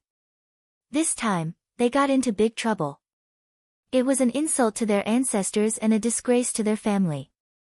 Delian's father used a leather whip to beat Delian until her skin and flesh were torn open. He gave her a kitchen knife, a rope, and a pair of scissors and told her to kill herself. In the end, Delian was forced to jump into the Qingshui River at the entrance. When Tong Xiaolu heard that Delian had jumped into the river and died, he brought the joss paper to the Qingshui River. On a windy and rainy night, he came to pay respects to his sister Delian. After paying his respects, poor Tong Xiaolu also jumped into the river. This was a tragic love story where both sides died for each other. First, he narrated the story in a narrative way. Then, the sound of the guitar accelerated, accompanied by Yang Qindong's clear voice. The tip of the peach leaf is sharp, and the willow leaves fill the sky. Dear Lord Ming, listen to me carefully. This matter happened at Shijing's Blue Indigo Factory. In the Blue Indigo Factory's firearms camp, there is a Song Laosan. Speaking of this Song Laosan, the couple smoked a lot and never had a son to give birth to a daughter, Chan Wan. Amidst the soft singing, the story was slowly spat out. The content was clear and the melody was easy to understand. It allowed people to quickly immerse themselves in it. The people in the audience who were originally agitated by the rap mask began to calm down. Then, they were brought into the story and could not extricate themselves. In particular, Miss Xiang, who was standing at the side, was already in tears. It was obvious that she had judged others by herself and thought of herself. In some ways, how could they not be the same? There were many things that were beyond their control, especially when it came to love. How could they have more choices? Yang Qindong's voice continued. He still wanted everyone to understand. After the first time, he only paused for a moment before singing the second time. Then, on the third time, Miss Xiang had already adjusted her emotions. She held the guqin and began to cooperate with Yang Qindong. It had to be said that the top courtesan was indeed the top courtesan. In terms of understanding and acceptance of music, she was indeed much faster than Yang Qindong. At least if it were him, it would be very difficult for him to completely understand the melody after listening to it twice. Miss Xiang did it. Not only that, but because the lyrics were easy to understand, she even began to sing along. At the backstage, the head courtesan, Cui Na, was quickly writing down the lyrics with a brush. She had a feeling that this song, exploring the Qingshui River, would become very popular. If the Nine Arts Workshop could be the first to sing it, it would definitely be very popular. At that time, customers would come in droves and their business would be several times better. They would even be able to get more money when they tipped people. Of course, this was based on the sixth young master's authorization. This time, he sang it 4 times. When he saw that Miss Yang was almost done, Yang Qindong laughed and stopped playing the guqin. He stood up and looked at Wang Si, who still looked like he wanted to continue. "Young Master Wang, what do you think of my song?"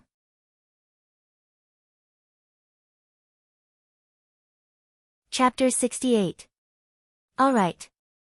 Wang Si was a straightforward person. He stood up immediately. Not only did he say good, but he also sighed and said apologetically, "Wang Si underestimated the sixth young master previously. I sincerely apologize to you. I hope the sixth young master won't take it to heart." "Ha, what's there to take it to heart? Speaking of which, you also contributed. If you hadn't provoked me like this, I'm afraid this young master wouldn't have dared to come up on stage and embarrass myself." Yang Qindong laughed without the slightest hint of blame. Wang Si was also a clever person. He smiled and said, "Then we won't have the good fortune to enjoy such beautiful music, right?" Ha ha ha. Immediately, the two of them smiled at each other and the enmity between them disappeared. The others immediately applauded. Affected by the atmosphere, Duke Wei's son, Su Qingzong also stood up. He was obviously older than Yang Qindong, but he still cupped his fists and said, "Sixth young master, Su Qingzong rarely admires people. You are one of them. Greetings." "Greetings, eldest young master Su." Yang Qindong didn't expect Su Qingzong to stand up at this time. This was the descendant of Duke Wei and would be the next Duke Wei. He didn't dare to slight him and cupped his fists to return the greeting. On the other side, Duking Zhangfu's second son, Zhang De, also stood up and cupped his fists. "Sixth young master, your performance and music are indeed easy to understand and catchy. Zhang De intends to make friends with you. But I wonder if there are any other songs for people to enjoy." When Zhang De said this, everyone's eyes fell on Yang Qindong. Even Lady Xiang's face was full of anticipation. "Ha, haven't you enjoyed enough?" Yang Qindong laughed heartily. He thought that he had to strike while the iron was hot.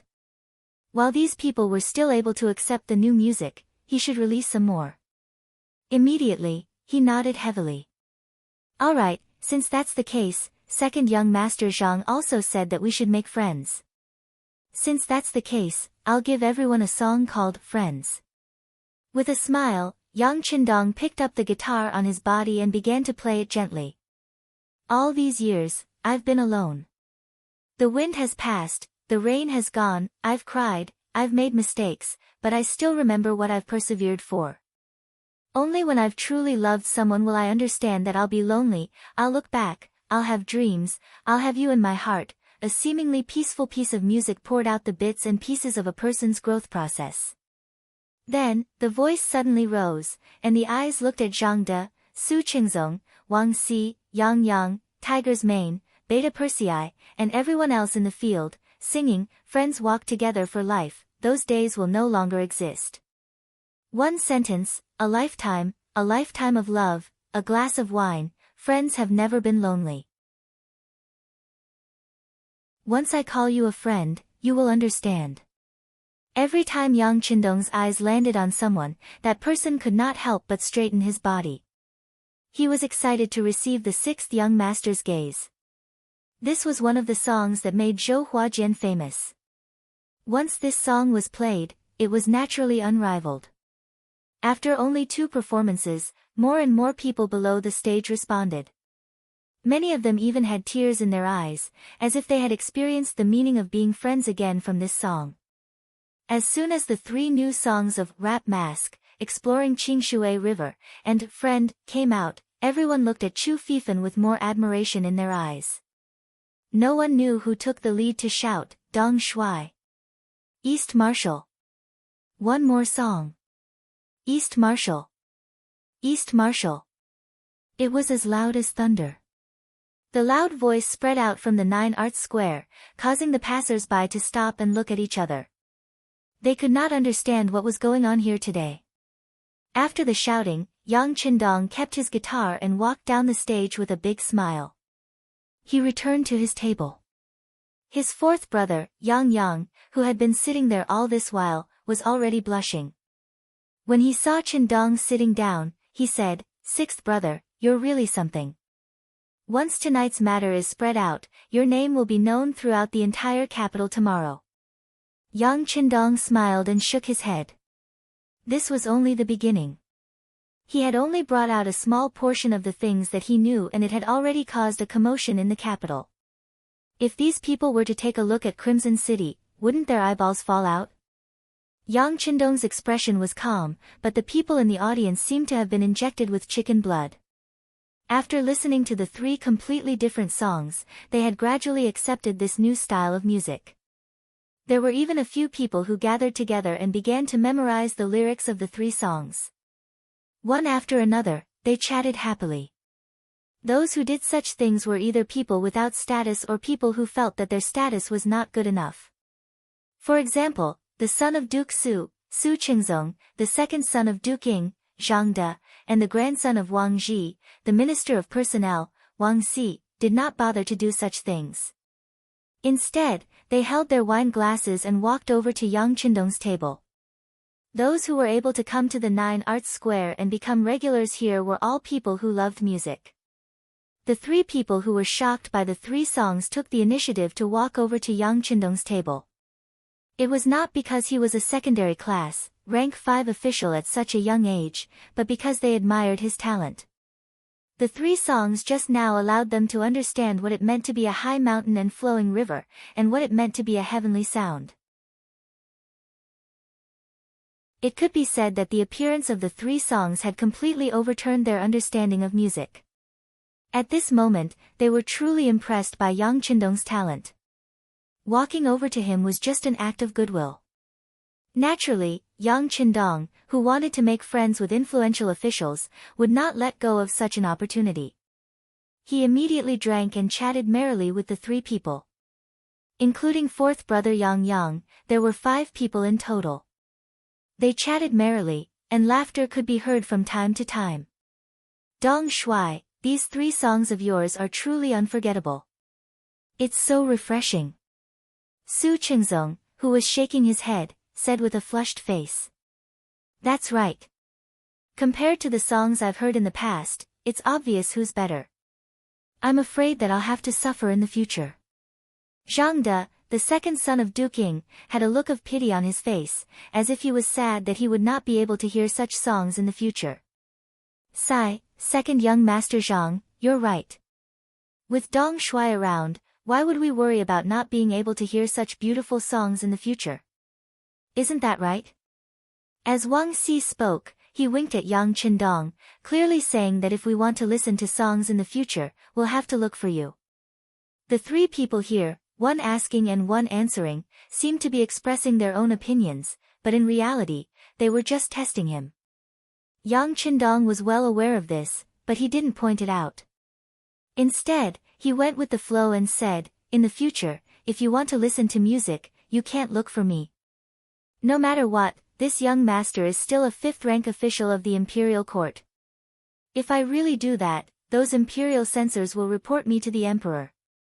When he mentioned the imperial censors, the three people's expressions changed. The hierarchy of the dynasty was very strict, and people were divided into 3, 6, and 9 ranks. Entertainers were of a lowly background, and were looked down upon the most. Any large family would not marry a woman of this background, even if they wanted to take a concubine, not to mention that Yang Qindong was a 5th rank official in the imperial court. Although this official position was only a low-ranking official, and he had received it after offering the potato, it was still an official. Once there was a crown prince in the future, his power would naturally be used. If he were to sing, it would be a scandal. It would be seen as a disgrace to the imperial court.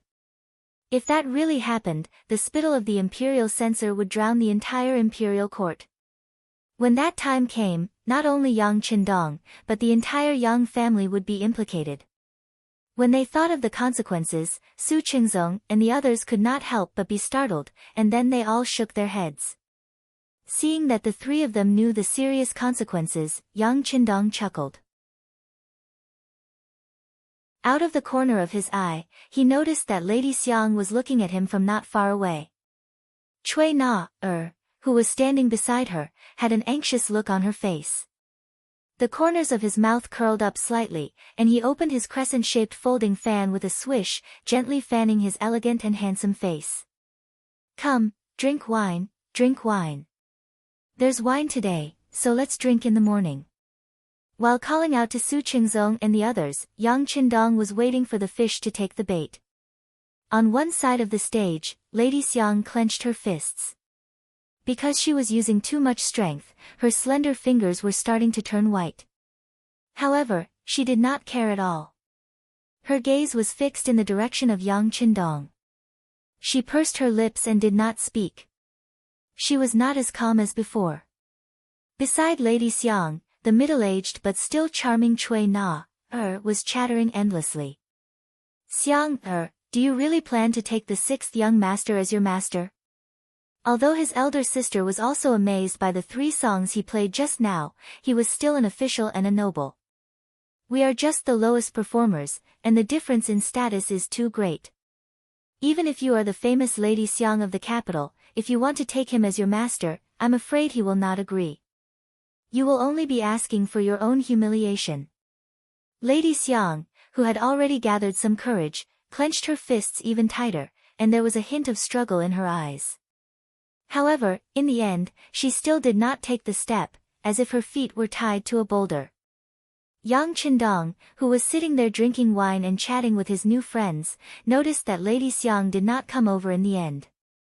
Instead, she disappeared on the side of the stage with the help of Cui Na, the procuress. He could not help but sigh in his heart. It seems that I have overestimated Lady Xiang. She is a woman after all, and her status is still inferior. She doesn't even have the courage to ask me for advice. Originally, I planned to take her as my subordinate after I appeared today, but I have to give up for the time being.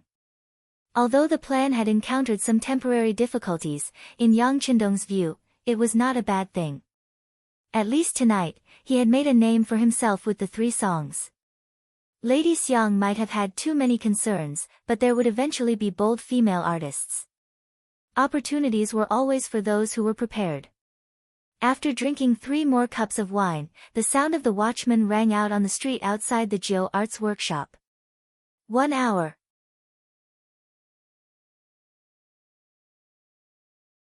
Chapter 69.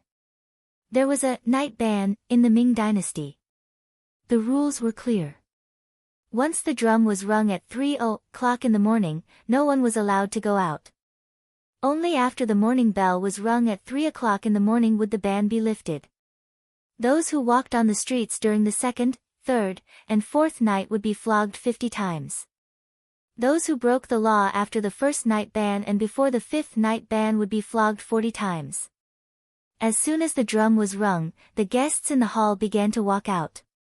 Yang Qindong lived outside the capital, so he naturally had to be 1 step ahead. Otherwise, he would not be able to make it to the southern city gate in time. Everyone, it's time. Farewell. Yang Qindong stood up and cupped his fists at Su Qingzong and the others. Take care, Dong Shuai. Su Qingzong and the others stood up with smiles on their faces. Although they had just met, they felt regretful that they had not met sooner. If there was anything Yang Qindong gained tonight other than making a name for himself, it was probably making these 3 friends. Of course, more importantly, the news of the 3 new songs spread rapidly in the capital that night. By the next day, there were already people on the streets humming the new songs that were fresh and catchy. The tip of the peach leaf is the tip of the tip, the willow leaves hold up the sky. My dear lord, listen to me carefully. In the morning, the servant girl, Little Wire, went out to buy breakfast as usual. As soon as she walked out of the courtyard, she heard 2 scholarly young men humming this song that she had never heard before. For a moment, Little Wire felt a refreshing feeling rush into her heart. For a moment, she stood there and listened in a daze. It was not until the 2 scholars were far away that she came back to her senses. Then, with a heart full of curiosity, she went to the nearest breakfast shop. When she returned to the courtyard after buying breakfast and saw the young lady getting dressed, she absent-mindedly placed the breakfast box on the round wooden table.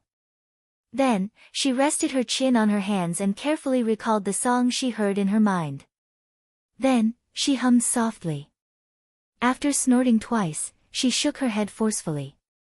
Her face was filled with anxiety, as if she had lost something she loved. "Little Wire, what's wrong with you?" After repeated this, Little Wire was still immersed in her own world. The young Mrs. voice, which was as pleasant as an oriole's, entered his ears. "What are you humming? It sounds really nice." "Ah, young miss." At this time, Xiao Wei felt as if she had just woken up from a dream, but her forehead was already covered in sweat. I heard two people humming this song when I went out to buy breakfast. It gave me a refreshing feeling, so I learned a few lines. Unfortunately, I didn't manage to remember it. At this moment, Xiao Wei looked as if she hated herself to the core, as if not remembering the lyrics and melody was a huge mistake. "What?" The young lady's expression suddenly changed. "Xiao Wei, are you saying that the song you were humming just now was a new song that people on the streets were singing?" "Ah. Miss, is this a new song? What kind of new song is it? Why haven't I heard it before?" The young miss, whose arm was being held by the maid Xiao Wei, had not yet fully put on her clothes. Under the red dress, her slender neck was undoubtedly exposed. Her soft breasts were like white jade, half covered. Her waist was tied, and a pair of slender and well-proportioned legs were exposed. Even her beautiful lotus feet were silently enchanting, as if inviting people to look at her seductively. If there were people who frequented the red light district here, they would definitely exclaim, "Madame Xue," and call out her identity. Madame Xue's full name was Xiao Yuxue. She was one of the famous courtesans in the red light district of the capital. Together with Madame Xiang, Dong Hanxiang, they were called half of the beauties in the city. It meant that both of them were more beautiful than half of the city. If they were combined, they would be the most beautiful woman in the city. Last night, Madame Xiang was resting in the backyard of Baihua Hall because of her female physiology. Moreover, she was young and sleepy, so she did not know what had happened in Jiu Art's workshop. Naturally, she did not know about the 3 new songs. When she woke up early in the morning, she heard her maid Xiao Wei humming softly. She was attracted and wanted to ask what was going on. "Of course it's a new song. You know what I do. If it's an old song, it's impossible that I haven't heard of it." Her tone was very certain. Madame Xue not only had snow-white skin, but also a beautiful voice. She was also very proficient in zither, chess, calligraphy, and painting. If it was an old song, she would definitely have heard of it. "It's a new song. Miss, you should learn it quickly. When you sing it, more people will come to our Baihua Hall. Then, we will be able to suppress Jiu Art's workshop." Xiao Wei looked excited. Of course, whether it was because she wanted to listen to this song was unknown to outsiders. Bah! Madame Xue's red lips opened slightly. She really looked like she was exhaling. "Since it's a new song, of course you haven't heard of it. If you have the time, why don't you go and find out where it came from?" "Oh, I'll go right away." The lively Xiao Wei agreed and rushed out of the room. When she saw Madame Xue, whose clothes were still slightly untidy, she shook her head. Xiao Wei is already 16 years old, but she still does things carelessly. I don't know who will marry her in the future. When it came to marriage, Madame Xue could not help but frown slightly. She thought of her own family background and Xiao Wei's family background. People like them did not have the right to pursue happiness. Perhaps the best ending for them was to grow old in Baihua Hall. But when she grew old, would there be a place for her here? Courtesan. It sounded like she was quite famous. But in the end, she was just eating the rice of youth. Once she grew old, her popularity would decline day by day. At that time, there would naturally be younger and more beautiful girls to replace her. After a long time, no one would remember her glory when she was young. Just like the lyrics of the later generations said, one wrong step, and you'll regret it forever. Dancers were also human. Who could she tell the pain in her heart? For the oppression of life, she swallowed her tears. Is this fate? Destined to live the rest of my life? It was because of the experience of countless predecessors that people like Madame Shui had long been prepared for it. She just wanted to earn more money while she was young. In this way, she would be able to feed herself when she grew old. The appearance of a new song was often the best opportunity.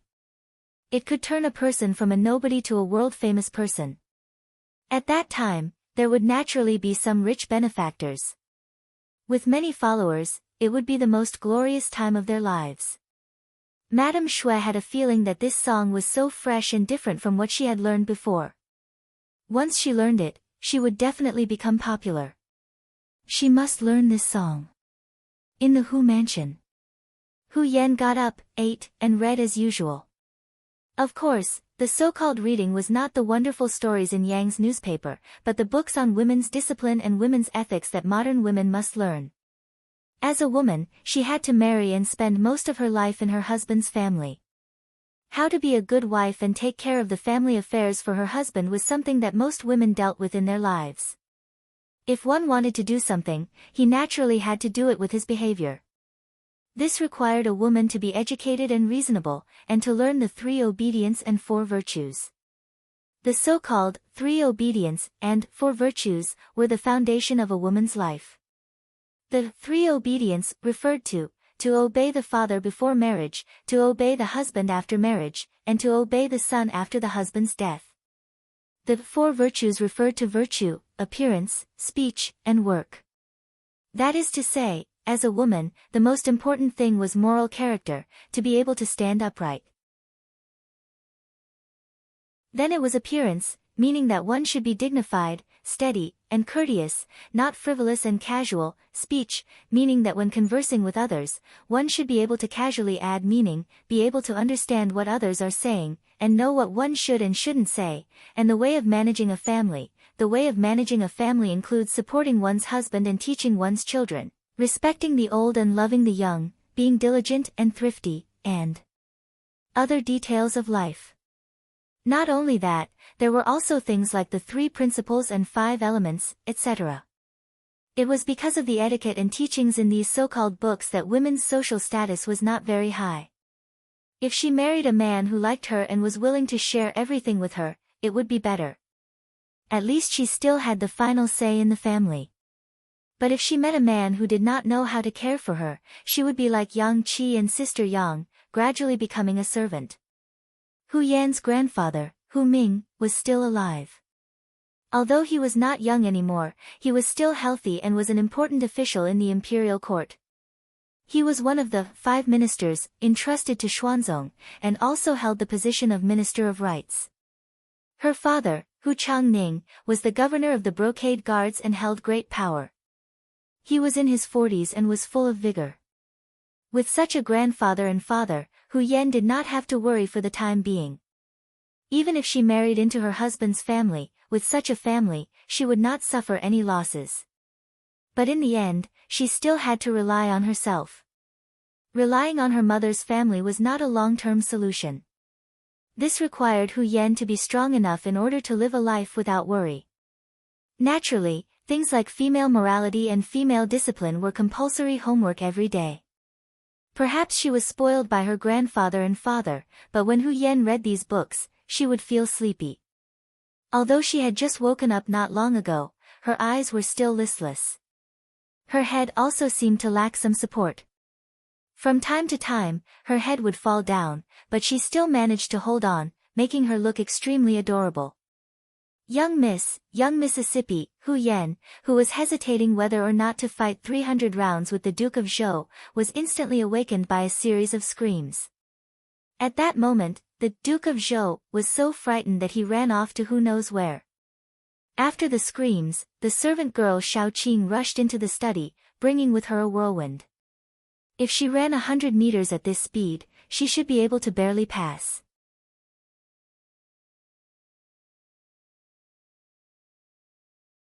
Chapter 70. Little Qing. Looking at the maidservant who was sweating profusely and was not reserved at all, Hu Yan pretended to be angry and scolded angrily with her small mouth. Don't you know what it means to be prudent and reserved? Look at you now, you don't look like a maidservant of the Hu family. You have been with me for so long, why can't you learn? Hu Yan still looked like she wanted to seize the opportunity to teach little Qing a lesson. Unexpectedly, little Qing did not listen to this at all. Instead, she looked at Hu Yan with a pair of bright black eyes and said, Miss, Dong Shuai went to the red light district last night. What? A simple sentence was enough to make Hu Yan, who wanted to pretend to be a miss, suddenly change her attitude. Her originally pouting mouth was already wide open, but then she suddenly closed it tightly and said with a voice that was close to gnashing her teeth, I didn't expect that he is also such a shameless man. Ah. Originally, she wanted to come here to take credit and also to prove that her identity as a spy lived up to her name. She did not expect that one sentence would cause the miss to misunderstand her meaning. Little Qing quickly corrected herself and said, wrong. Dong Shuai did go to the red light district, but it was not an ordinary place of prostitution. He went to Jiu Art's workshop. Not only that, he also sang 3 songs there. I heard that each song made people feel refreshed and shocked. This time, little Qing did not dare to hold back in the slightest and said everything that she had heard in one breath. What? He knows how to sing. He knows music. At this moment, Hu Yan realized that she had misunderstood Yang Qindong.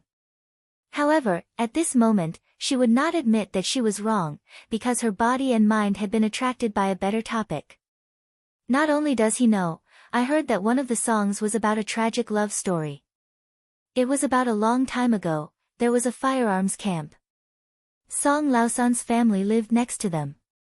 They had nothing to do, and then there was a man called Little Six and a girl called Big Lotus. Little Qing also knew half of it and did not completely understand. She only heard it repeated by others. Things that passed through other people's ears were not very clear. Hu Yan was a very smart girl. She was able to make out the gist of it. He's the 6th young master. Could this little 6th be referring to him? Could that De Lian be a girl he knows in Jianing?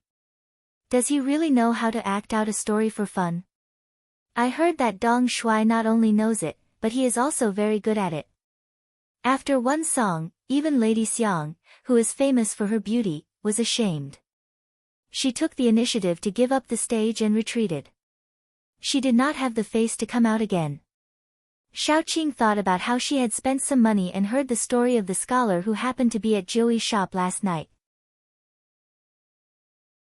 She couldn't help but feel excited. Was there anything this Dong Shuai wouldn't do?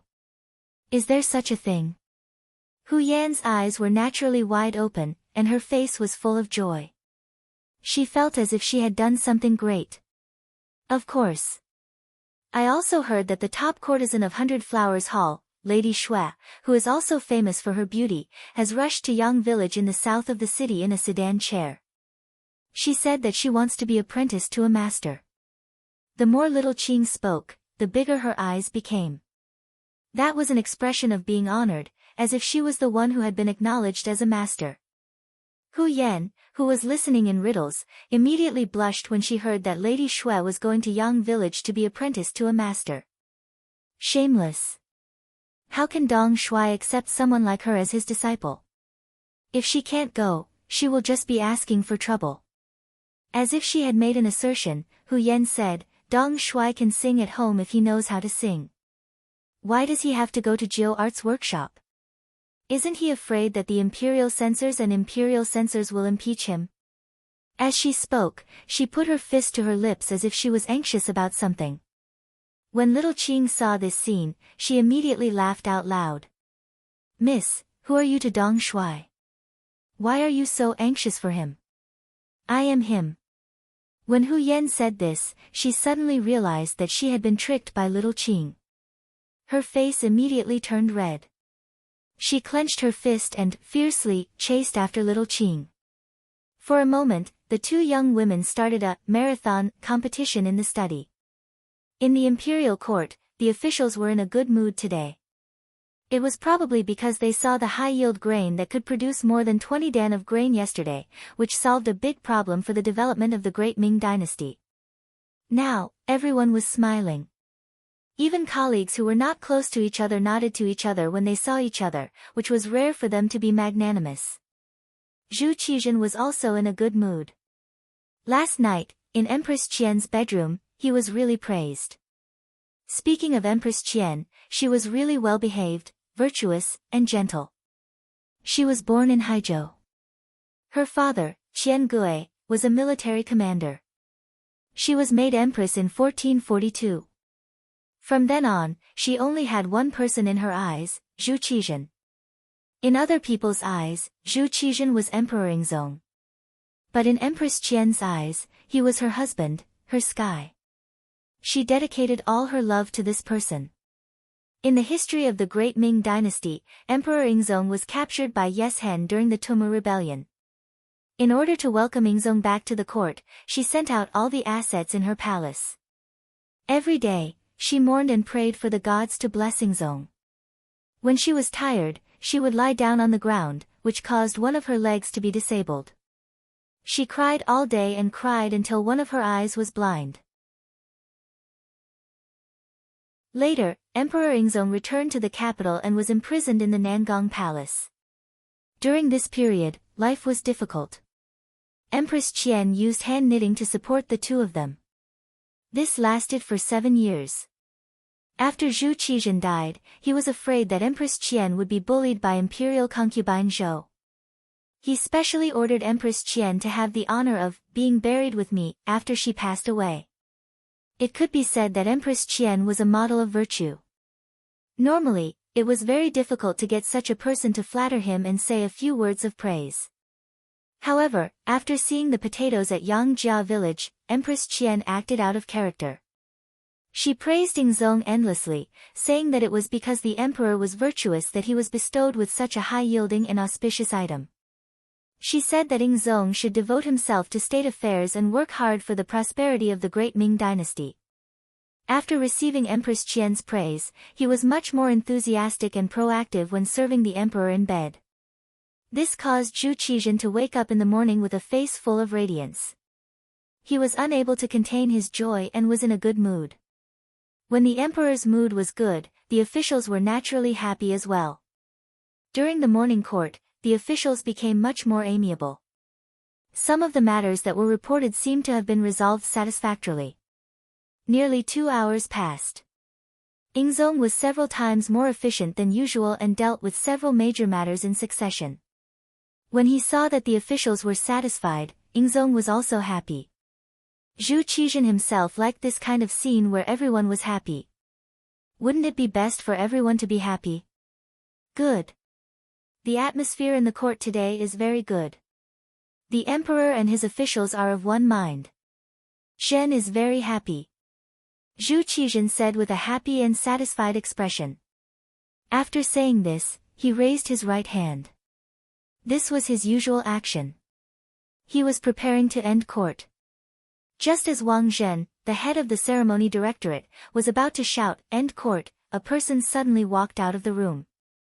This person had a short stature, and as soon as he left the room, he fell to his knees and said, "Your Majesty, this subject, Su Yozhen, has a memorial." This official heard that in the red light district last night, the newly appointed Crown Prince Yang Qindong sang loudly in the Nine Arts workshop. He actually dared to share the stage with an actress.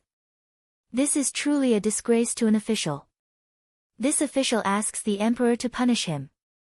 With such a good situation, Yingzong was in a happy mood. Suddenly, a person like this appeared. Not only did he kneel down and shout, he actually criticized the crown prince who had made a great contribution yesterday, Yang Qindong. This shout caused the originally harmonious scene between the emperor and his officials to change. When all the officials looked at Su Yozhen, their faces were filled with anger. As an official of the court, going to the red light district was a disgrace. Especially when he dared to share the stage with an actress, it was a disgrace to an official. Su Yozhen was an imperial censor in the Imperial Censorate and was even a 7th-rank official. It wasn't wrong for him to spread rumors. However, he also needed to look at the time and situation, right? Just yesterday, the emperor had just appointed Yang Qindong as the crown prince's horse Washington. Today, he went to impeach him. What did this mean? Was he trying to say that the emperor was capricious? At this moment, not only were the officials angry, even Yingzong's face was filled with displeasure. Wang Zhen, who was standing beside him, glared fiercely at Right Capital Imperial Censor Qin Yi. His meaning was that this was his subordinate. How could he not know when to advance or retreat and be so tactless? Regarding this, Right Capital Imperial Censor Qin Yi also had an expression of being wronged. Although he was the head of the imperial censor, not all imperial censors needed his approval before they could submit a memorial. However, everyone who was on duty had this authority. They would give you face and greet you. However, there were countless cases where they didn't give you face and suddenly attacked you. It was clear that this time, Su Yozhen didn't communicate with him. Instead, she chose to reprimand him in front of the court. Most of the time, people who reprimand him would offend people. Usually, this kind of person wouldn't have a good ending in the future. After all, in the officialdom, if you respect me, I'll return you 10 feet. If you're good, I'm good, everyone will be good. However, if there were people who didn't want to be united and wanted to cause trouble, they would naturally not be tolerated by everyone. However, the imperial censors didn't belong to this category. Their original duty was to reprimand and complain about injustice. They would spread the news to the imperial court and deliver it to the emperor's ears. Therefore, in terms of duty, Su Yozhen's actions weren't wrong. Not only that, the emperor couldn't kill him. Not killing the imperial censors was originally set by Ming dynasty's first ancestor, Zhu Yuanzhang. Although Yingzong wasn't happy with Su Yozhen's actions, he couldn't do anything. He could only retract his right hand that he was about to raise. He then looked at the officials and asked, "Let's discuss this. How should we handle this matter?"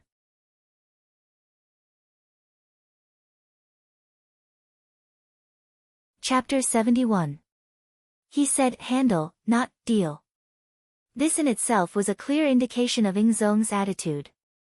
He'd only been promoted yesterday because he'd offered up a potato.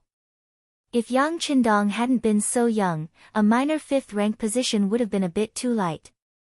Zhu Qizhen had just said that when the immortal abode opened for business, he would attend if he had the time. This was a disguised form of compensation.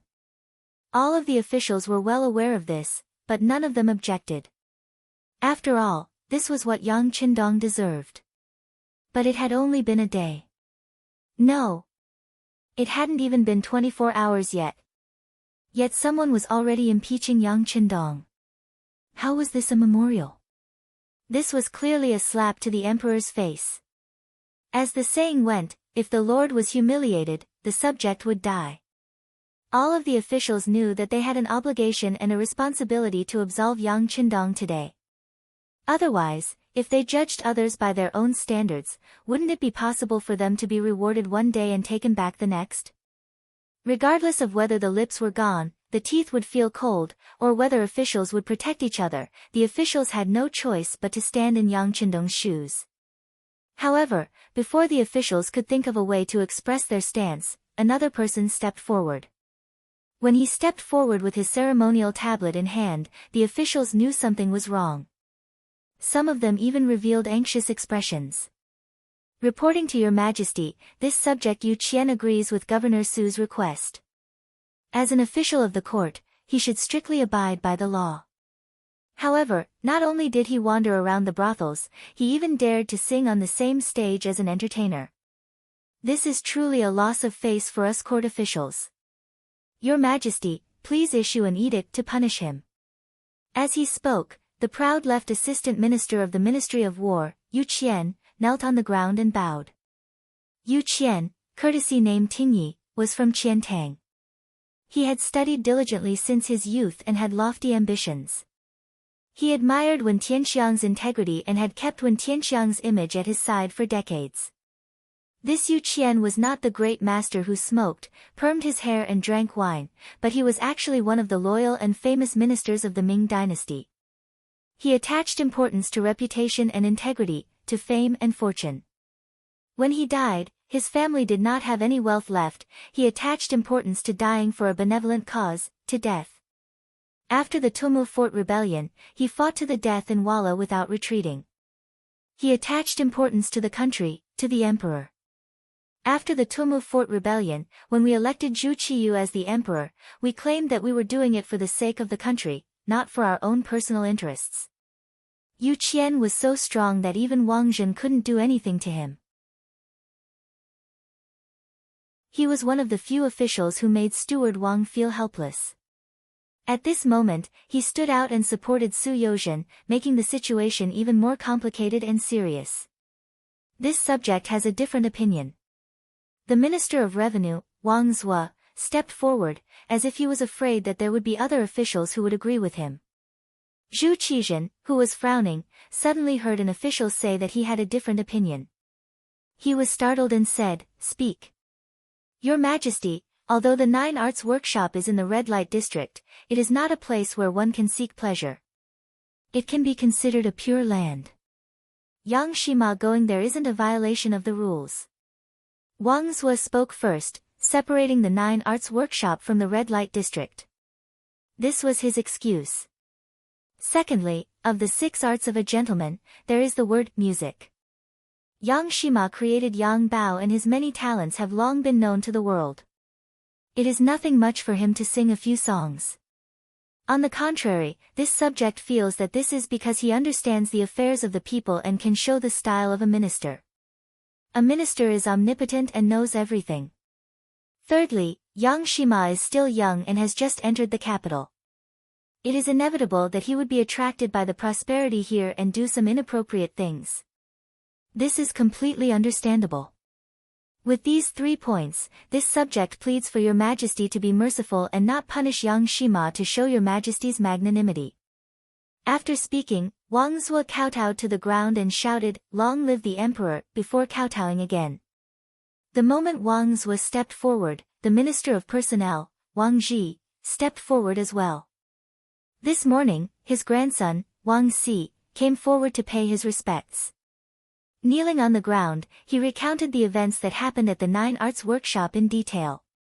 Using his own words, if not for his provocation, Yang Qindong wouldn't have gone on stage to sing, and there wouldn't have been any trouble.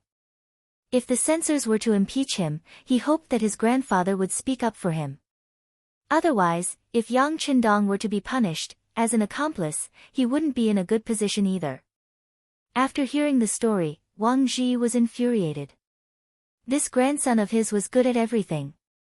He was hardworking in his studies and diligent in his work. However, he loved to be in the limelight too much, and he loved to wander around those red light districts. He had already brought up this matter more than once. Yet, not only was his grandson unrepentant, he even caused a huge commotion. As the royal court was about to start, Wang Zhi didn't have the time to reprimand his grandson. He only wanted to talk about it after he returned from the royal court. However, he didn't expect that someone would still use this as an excuse. Seeing that the emperor and the officials had the same attitude, Wang Zhi hesitated for a moment before stepping forward to speak up for Yang Qindong. Your Majesty, this subject believes that Lord Wang's words are appropriate. Who hasn't been young and frivolous? Furthermore, Yang Shima's song has nothing to do with the political situation. Please give him a chance on account of his contributions. After Wang Zhi finished speaking, he picked up his ceremonial tablet and knelt on the ground with a plop. Even though Yang Shima's actions sound ridiculous, it is just a joke among the young. This subject believes that there is no need to discuss it in the royal court. This old subject hopes that Your Majesty won't pay too much attention to it. The Minister of Rights, Hu Kuang, also slowly knelt on the ground. As the Minister of Rights, even he believed that Yang Qindong's actions didn't violate the rules of etiquette. Naturally, others couldn't say anything. Including Hu Kuang, there were 3 important officials speaking up for Yang Qindong. With these 3 officials at the front, the other officials all knelt on the ground and voiced their agreement. Even Wang Zhen, who was standing next to the emperor, took this opportunity to whisper to Zhu Qizhen, "Your Majesty, Yang Shima's actions aren't harmful at all, so there is no need to pursue this matter. Your Majesty can have him open a restaurant and do business, so what's the big deal about singing a few songs? Your Majesty is completely free to make your own decisions." In addition, the imperial censor's words should also be rewarded, and this matter can be settled. The immortal abode was about to open, and Wang Zhen had a 10% stake in it. Who knew how much more income they would get in that month? If something were to happen now, the immortal abode would definitely be implicated. This was tantamount to harming their own interests, so they naturally had to speak up. With the officials pleading for leniency and Wang Zhen's words, Yingzong understood what was going on. After lightly rubbing his forehead, he spoke in a clear voice. "This subject's words are reasonable. Yang Shima is merely young and restless, and he has just arrived in the capital. Everything is new to him, so it is reasonable for him to do something that is slightly out of line. There is no need to pursue this matter any further. As for Supervisor Su, he is diligent and responsible in his work. He will be rewarded and promoted to the position of Supervisor of the Imperial Censorate's Bureau of Experience." The Imperial Censorate's Bureau of Experience was a 6th-rank official. Compared to his previous 7th-rank official position, it was a 2-rank promotion. This could be considered an explanation for this person's actions. The officials were immediately overjoyed, all of them cheering for the emperor's wisdom. Just when everyone thought that the matter had been resolved and all the officials were about to stand up, who would have thought that the newly promoted imperial censor Su Yozhen would continue to kowtow to the ground and ask, "Your Majesty, if Yang Shima continues to sing songs in the future, can you make an exception and not pursue this matter? His Majesty has already promoted you, but you still want to bite on this matter and not let it go. This means that you don't know how to do things, you don't know how to conduct yourself." For a moment, some of the officials looked at him with stern eyes. The feeling that Su Yozhen gave them before was not like this. This person was smooth and slick and very good at dealing with people. Transferring him to the Imperial Censorate was just a way to gain experience and accumulate experience. But why was this person so stubborn today? Did he want to provoke the Emperor's displeasure? At this moment, Yingzong was indeed a little angry. Seeing that Su Yozhen still wanted to hold on to this matter and not let it go, he loudly reprimanded. Zhen said, "Yang Shima is young and restless, and he is multi-talented. Yang Shima's story was his doing. Since writing a story can be accepted by everyone, so what if he sings a song? In the future, there is no need to report such matters. If you have the time, why don't you observe the suffering of the common people and see if the officials are doing their best?" It was clear that Yingzong had a problem with the Imperial Censorate. Right Imperial Censorate Qin Yi lowered his head and did not dare to say anything. Feeling that Yingzong's anger was not good, the other officials naturally did not dare to say anything. Only Su Yozhen, who did not know where he got the courage, actually knelt on the ground and shouted, "This official knows. In the future, if there is anything related to Yang Shima, it will not be reported." Humph. Yingzong also angrily glared at Su Yozhen. Then, without waiting for Wang Zhen to call for the court to end, he got up and left the dragon throne. The officials also left with the emperor. Even Right Imperial Censorate Chen Yi did not pay attention to Su Yozhen, who was still kneeling on the ground, and left with the other officials. Soon, there were only 2 people left in the entire court. One was the kneeling Su Yozhen, and the other was the left assistant minister of the Ministry of War, Yu Qian. "Official Su, quickly get up. The emperor and the officials have all left."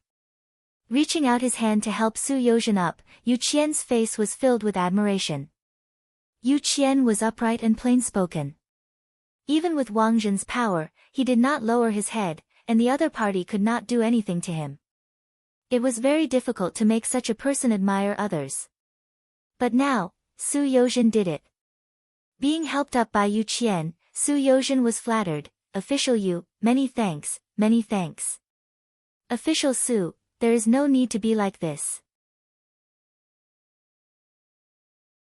I should be the one thanking you. Imperial censors should be like Official Su, not fearing power, and report to the emperor. Even if the person you are referring to has made a great contribution, it is still the same.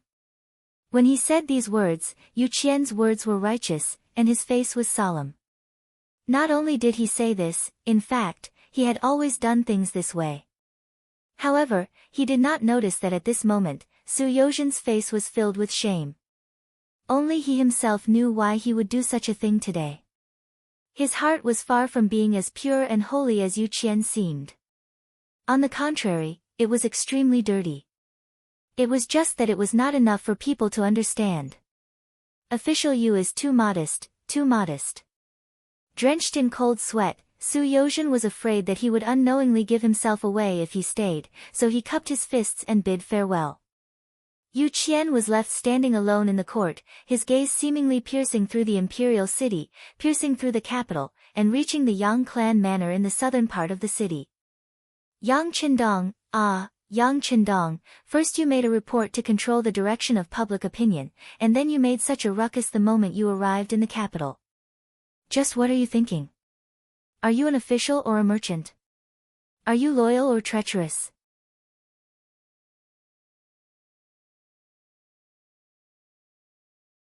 Chapter 72.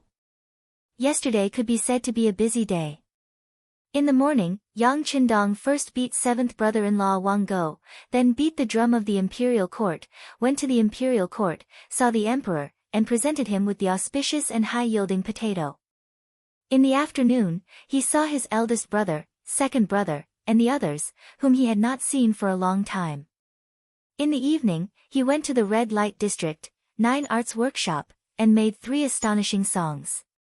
After returning to the Yang family manor, Yang Qindong fell asleep immediately. It was not until the sun was high in the sky that he got out of bed with the help of his maid Xiao Yin. It wasn't that Yang Qindong insisted on using Xiao Yin's help. For this matter, he had refused many times.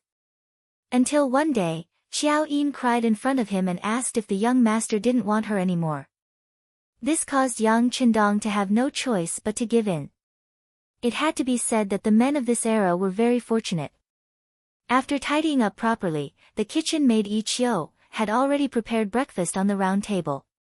As he ate in big bites, he listened to Tiger's Mane, who was standing beside him, report the matters of today's imperial court. Young master, after Su Yozhen received our money, she indeed went to court today to impeach you. After that, the officials pleaded for leniency. The emperor also said that in the future, there is no need to report anything related to you. Tiger's Mane widened his eyes and looked at Yang Qindong with a gaze full of admiration. His reverence was like a torrential river that flowed endlessly. Just last night, when he left the 9 arts workshop, Yang Qindong handed the task to Tiger's Mane. He had someone bring enough money to find an imperial censor called Su Yozhen. Then, he did the same thing. When he first received the task, Tiger's Mane was naturally very puzzled. He couldn't understand what the young master was trying to do. Spending money to hire someone to impeach him. Was he crazy? However, after a long period of training, his nature of obedience had been cultivated. In the end, he still did as he was told. Sure enough, after finding Su Yozhen's house, he snuck into the courtyard and took out 2,000 taels of silver. That person's eyes lit up, and he only hesitated for a moment before agreeing. This led to today's morning court session. All of this seemed to be because someone was jealous of Yang Qindong's rise in power. Everyone followed this train of thought. Who would have thought that this was just a self-written and self-directed play by the 6th young master? Taking advantage of the fact that he had just offered up an auspicious item, there would certainly be no result if someone tried to impeach him. The ministers were thinking about dying if the lips were cold and the teeth were cold. The emperor was thinking about his own face. All of this was calculated by Yang Qindong, so he took this risk. The benefits of taking the risk were obvious. In the future, no one in the imperial court would bring up this matter again. In this way, he could openly be a rich man, a true official businessman, a person who was recognized by everyone as rich. Everyone knew that he had money, so when he did things, it would naturally be much smoother, and he would have fewer worries. As for why he used Su Yozhen and not someone else, this was the advantage of Yang Qindong's prophetic ability. Su Yozhen had a short stature and an ordinary appearance, but he was very intelligent. He liked fame and was good at reading people's expressions. In history, when Ming Yingzong was restored, he had made a great contribution. Later on, he became an important minister with great power. During this time, he had also engaged in open and secret struggles with Shi Heng and Chao Jixiang within the ruling class. This kind of person clearly had some ability, and he valued benefits. He also had the identity of an imperial censor. If he didn't use him, wouldn't it be a waste? The ancients had long said that it was better to offend a gentleman than a villain. Based on this principle, Yang Qindong interacted with a gentleman based on the principle of respect. Towards villains, he used benefits to pull them together. In this way, he could take care of all aspects and eliminate many dangers invisibly. Naturally, people like Su Yozhen should be used well. If he really had talent, he would be given the opportunity to show it. But when it came to sincere friendship, it was far from enough. Not bad. After listening to Tiger's Mane's report of the situation, Yang Qindong smiled with satisfaction. Your people in the Security Bureau have worked hard. Reward the relevant personnel with 100 taels of silver. As the bureau chief, you can deal with it as you see fit. Rewards should be given for meritorious service. This was a principle that Yang Qindong deeply remembered. Only then would more people be willing to work for you and do things with peace of mind. Thank you, young master. Tiger's Mane said with slight excitement. 100 taels of silver was naturally nothing to the Security Bureau, which spent money like water. What was important was Yang Qindong's satisfaction with their work. This was what they pursued. By the way, young master, a sedan chair has arrived outside the Yang family manor. One of the ladies even handed over a name card. Where's the name card? Yang Qindong asked as he put the last bite of breakfast into his mouth and clapped his hands. That is with Qiao Yin. Tiger's Mane lowered his head, not daring to look at Yang Qindong. Hee hee. Yang Qindong smiled, then got up and went to the study next door. Sure enough, there was a name card neatly placed on the wooden table with beautiful words written on it. Qiao Yin was very sensible. She wouldn't make things difficult for Yang Qindong on important matters. She just wanted to throw a tantrum and let people know that she knew some things, and even some things that she didn't like. Yang Qindong also saw this as another kind of beauty for girls, the beauty of jealousy. He knew that this was Qiao Yin's way of reminding him not to get too close to the lady who came to see him. He smiled and took the name card. The name of the name card was, for the 6th young master Yang Qindong. When he opened it, a fragrant smell immediately assailed his nostrils. There was also a line of beautiful words written on it. Your servant, Xiao Yuxue, greets the 6th young master Yang Qindong. Please don't refuse. Jun Yuxue. Yang Qindong took the name card and walked out of the study to Tiger's Mane, who had a respectful expression on his face. Knowing that this was a question for him, Tiger's Mane thought for a moment before the identity of this person popped up in his mind. Young master, Xiao Yuxue is Lady Shue's name. Oh, so it's Lady Shue. Hee hee, she's smart. By the way, is Lady Xiang here yet? Yang Qindong recalled Dong Hanxiang's struggling expression last night. No. Tiger's Mane shook his head and scolded Lady Xiang in his heart for not being sensible enough. The young master Yang Qindong personally went to your 9 arts workshop and sang 3 songs. You don't know how to take advantage of such an opportunity. It really makes one speechless. Yang Qindong's face clearly flashed with a hint of loneliness. It was unknown whether he was feeling pity for Lady Xiang or lamenting the outdated views of people nowadays. Forget it. Since Lady Shui came in person, I'll just meet her. If she's a talent, I'm willing to teach the young master Yang Qindong a few things. This is Lady Xiang's fortune, Tiger's Mane said enviously when he heard that this lady could be taught by the young master Yang Qindong in person. As the Yang family system expanded, the chances of being taught by the sixth young master Yang Qindong in person became fewer and fewer. Whenever there was an opportunity, everyone would try their best to seize it. How about this? Inform the people to enter the manor. Also, find Xiaoyin and arrange for someone to send out the things I prepared when I returned last night. Remember, don't miss out on a single family. Send out all the gifts to the manors of the 5th rank officials in the capital. Also, don't miss out on the families of my brothers and sisters. Yang Qindong didn't want to offend people by sending out gifts. That wouldn't be worth it. Yes. Tiger's Mane naturally knew about this and immediately agreed. However, he didn't leave immediately. Instead, he looked hesitant. What's wrong? Is there something else? Yang Qindong knew that Tiger's Mane had something to ask, so he looked at him curiously. That. Our people from the Bureau of Security have found out that someone is asking around about the young master's past. Tiger's Mane had just said this when he felt the atmosphere in the room become oppressive. He saw Yang Qindong's expression become extremely solemn, even a little cold. Who is it? The young master. It's not just anyone. It's Hu Yan, the granddaughter of the Minister of Rights, Hu Yan, the daughter of the Imperial Guard's town supervisor, Hu Changning. This is some information on her.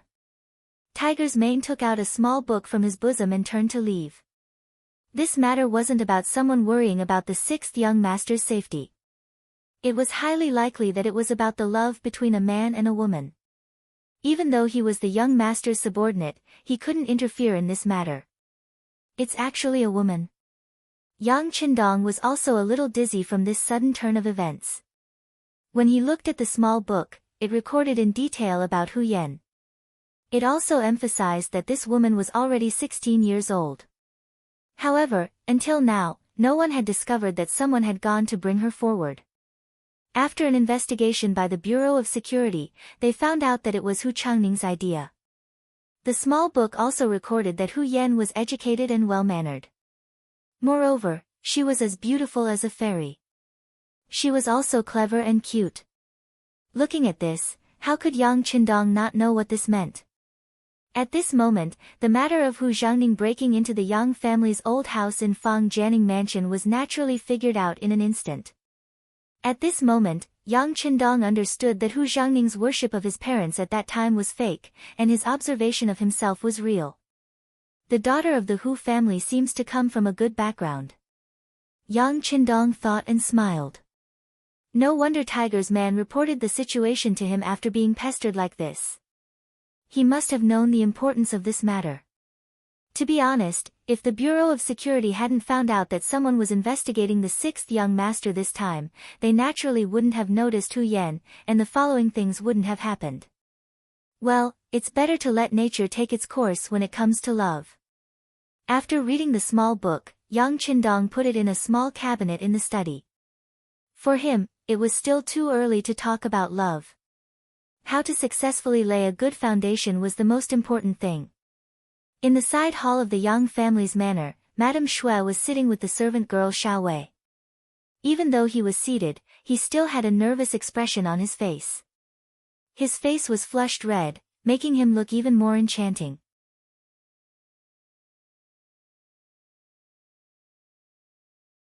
Chapter 73. Seeing Xiao Yushua's nervousness, Xiao Wei tried to cheer her up. "Miss, you don't have to be so nervous. You can relax. Many childs and young master from noble families have spent money to go to Baihua Hall just to see you. The 6th young master is also a man. He must be the same as them." "No. It's not the same," Madame Shui retorted. "You've read the wonderful stories in Yang's Daily. And the song you hummed today, the touching love story. How can the person who wrote these things be the same as the other young master? It's not the same."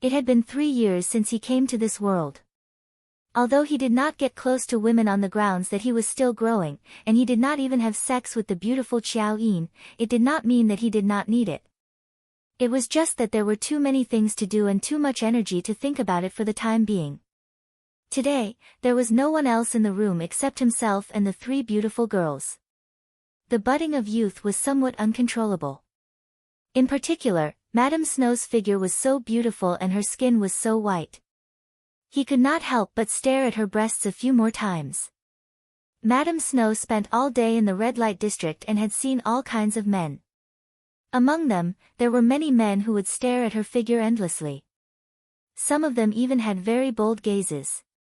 She felt that those men were more vulgar. Sometimes, she would feel a little embarrassed and even a little disgusted. However, today, facing the 6th young master's gaze, not only did she not feel disgusted, but she also felt a little proud, and a little happy and secretly happy. Why was she not angry, but happy? Was it because there was some kind of attraction to the 6th young master that made her not blame him at all? Or was it because she knew that he was a talented man and wanted to get close to him? Madame Snow did not know what she was thinking at the moment. However, Yang Qindong hurriedly withdrew his expression after hearing the song. At the same time, he deliberately straightened his body and used the corner of his eye to observe Qiao Yin, who was standing next to him. Fortunately, Qiao Yin had listened to the song and was completely immersed in it. She did not notice that she had lost her composure just now. Relieved, he smiled at Madame Snow, as if only she and he knew what had happened just now. He coughed softly and said, "Madame Snow's voice is really like the sound of nature, intoxicating. You flatter me, Dong Shuai. I really made a fool of myself. I heard that yesterday in the Jiu Arts workshop, Dong Shuai shocked the world with 3 songs. That was the sound of nature. Now, the streets and alleys of the capital are talking about it." While being modest, Madame Snow secretly pointed out what had happened last night. She also took the opportunity to tell Yang Qindong that she had come here for the 3 songs. "Ha, it's just a casual composition. How can it be the sound of nature?" Yang Qindong shook his head and did not admit that the song yesterday was exquisite and wonderful. Madame Snow was a little anxious when she saw that Yang Qindong had denied this matter. She thought that the 6th young master was rejecting her, so she said, "Dong Shuai, I did this for the new song. Since this morning, when I heard the new song on the street, I was intoxicated and could not control myself. I sent a letter to you. Please don't refuse. As long as you are willing to teach me the new song, you can tell me any request or condition. I will do my best to satisfy you." When she said the word, satisfy, Madame Snow's face was so delicate that it looked like water could be squeezed out of it. Seeing this, Yang Qindong was also very tempted. If Qiao Yin and Xiao Wei were not present, he was afraid that he would not be able to control his body. Well, only one of the 3 songs is suitable for Madame Snow. No matter how good the song is, it has to be suitable for the person. Yang Qindong forced himself to suppress the thoughts in his heart and said with a smile, "It's just 1 song. That's better than nothing. As long as you can sing 1 song, I think the business of 100 Flowers Hall will be good." Madame Snow was a little disappointed when she heard Yang Qindong's answer, but she quickly thought it through. She was not related to the Dong Shuai, and it was already a great favor that he was willing to teach her a song. How could she dare to ask for more? Madame Snow accepted the reality in her heart. She bowed again and said, "Please teach me, Dong Shuai." Seeing that Madame Snow was thirsty for a song, Yang Qindong did not put on airs. Instead, he said to Qiao Yin, bring me the guitar hanging in young master's bedroom." Qiao Yin had long wanted to hear young master's new song, so she agreed and left. Soon, she returned with the guitar and handed it to Yang Qindong. Madame Snow was very curious when she saw the instrument that looked like a pipa. It was the first time she had seen such a thing in her life. She wondered if it was the instrument in the Dong Shuai's hands. While she was thinking, the guitar was gently played, and a pleasant sound came out. Then, Yang Qindong's unique baritone voice slowly rang out. The tip of the peach leaf is sharp, the willow leaf is holding up the sky. In its place, Lord Ming, listen to me carefully, the words were compact and there were no superfluous words, nor was there any decadent tone. It was just talking about the most ordinary thing. However, the unique melody made people unable to help but like it. In fact, at the beginning of the third time, the three women could not help but hum along with it. Yang Qindong's pronunciation was very clear. Compared to last night at the Nine Arts Workshop, he sang more seriously. The three girls naturally listened to him very clearly. By the fifth time, Madame Snow had mastered most of the song with her unique ability to understand music. Except for some parts that were not very accurate, she had mastered 70% to 80% of the song.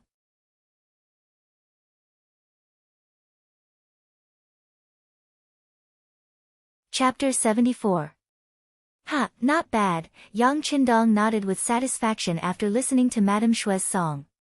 He had to admit that this woman was really talented in this aspect. Being praised by Yang Qindong, Madame Shui was happy and shy at the same time. She was also very happy because she could meet immortal Dong Shui and learn a new song. What he did next made Madame Shui even more excited and her heart beat faster. Madame Shui, you seem to like playing the zither.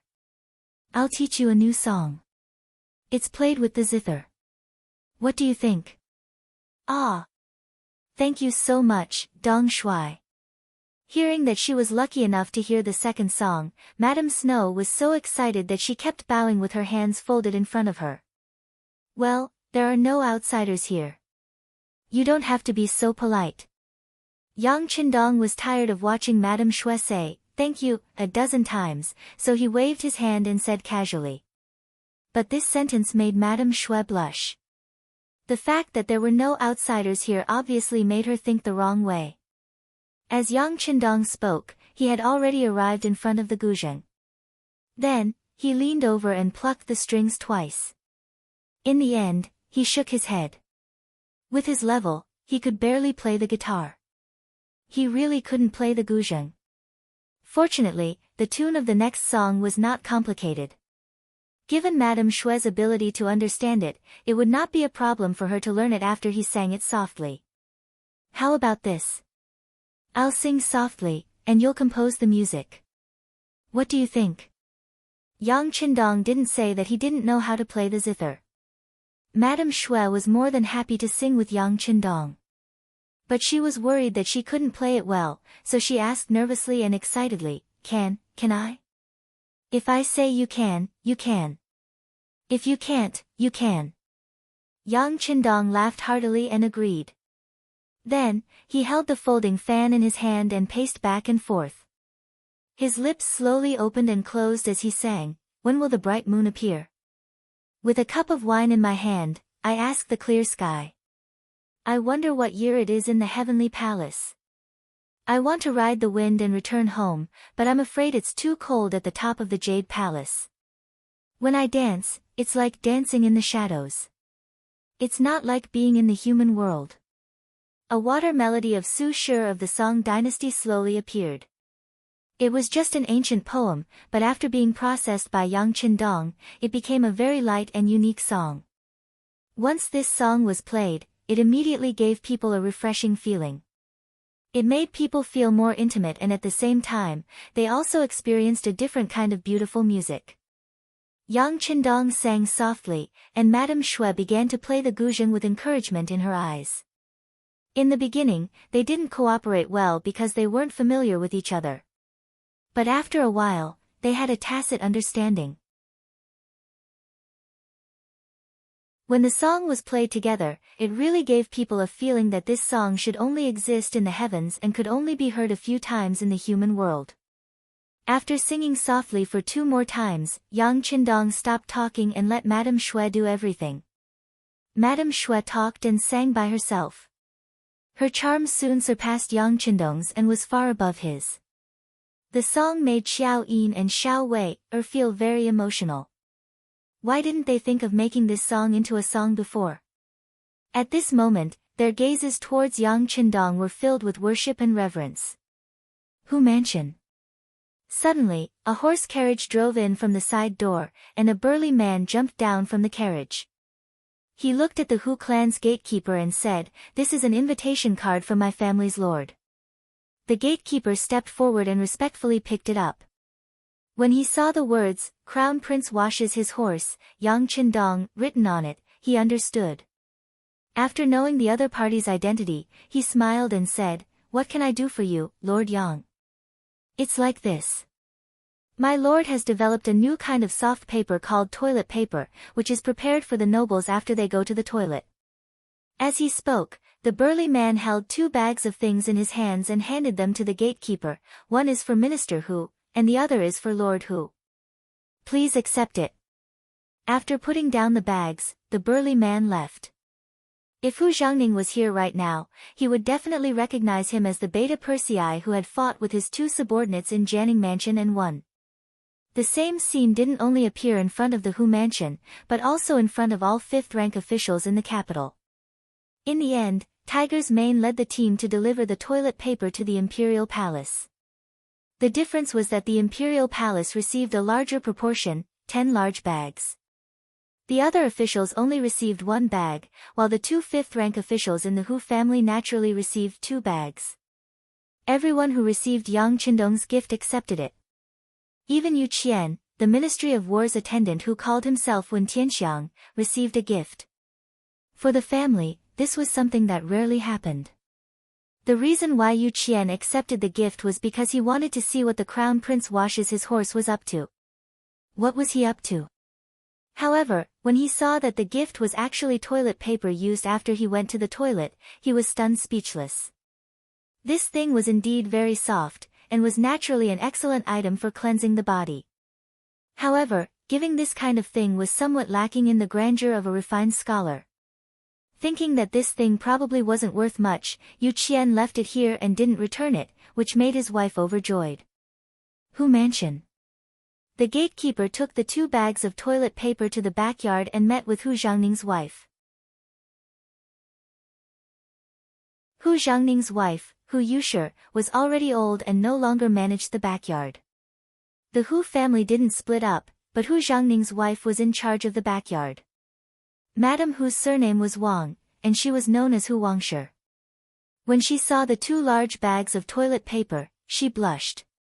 After she figured out what they were for, she was even more speechless. This 6th young master was also messing around. How could such a thing be so publicly delivered to the residents and even handed to the gatekeeper? Scholars loved face. Although eating, drinking, and going to the toilet was a long-term emotion that no one could avoid, it wasn't good to give such things so publicly. However, since it was already delivered, it wasn't good to return it. Thus, she ordered people to prepare to send the things to the backyard's warehouse. As for whether it was useful or not, she, a woman, couldn't personally try it out due to her face. However, before the item could be sent out, the sound of hurried panting and panicked running could be heard. The person who came was Hu Yan.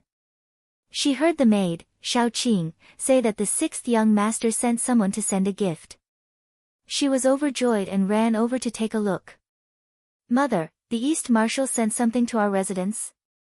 As soon as she entered the hall, Hu Yan's beautiful voice, which was like an oriole's, sounded before she could stand firm. "Yan, slow down. Don't fall again. You're almost a big girl. Why are you still so careless?" Seeing that it was her daughter who came, Hu Wangshi couldn't help but say coquettishly, "Mother, where are the things that the East Marshal sent us?" Hu Yan didn't listen to her mother's nagging, but asked anxiously. "That's it." Knowing that if she didn't answer, her daughter would continue to ask, Hu Wangshi simply pointed to the 2 bags of things on the ground that were about to be put into the warehouse. "Ah!"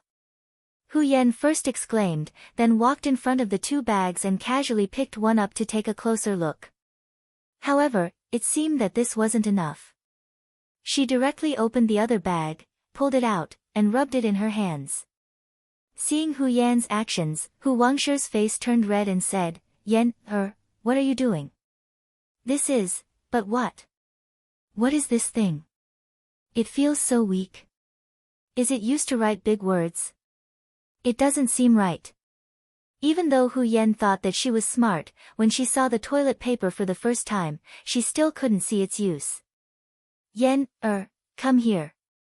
Hu Wangshe, who had always been educated to be well-mannered, felt that some words were too shameful to say. She pulled her daughter in front of her and then whispered something in her ear. Ah! Hu Yan's face changed. First, she blushed, then she spat softly and said in a voice that only she could hear, "How shameless of you to give me such things." Yan, what did you say? Hu Wangshe obviously didn't hear clearly. Nothing. Hu Yan panicked and said, "I just said that this thing looks soft and seems to be suitable for that. How about this, I'll take it away first. If it's useful, I'll send it back to you." After saying that, without waiting for Hu Wangshe's agreement, she and little Qing each carried a bag of toilet paper, turned around, and ran out. Hey, slow down, slow down. Hu Wangshe didn't care about the 2 bags of toilet paper. She didn't know its use at all. She was just worried that her daughter would run too fast and fall down. This was like a small episode in her life. Hu Wangshe didn't care at all. Not only that, many officials who received the toilet paper didn't care too much. It wasn't until the next day when they went to the imperial court that they realized how precious the toilet paper was. In the side hall of the Yang Manor, Madame Shui learned 2 new songs, Exploring Qingshui River, and Wishing We Last Forever. She was very happy. After singing it a few times and receiving Yang Qindong's affirmation, she was overjoyed.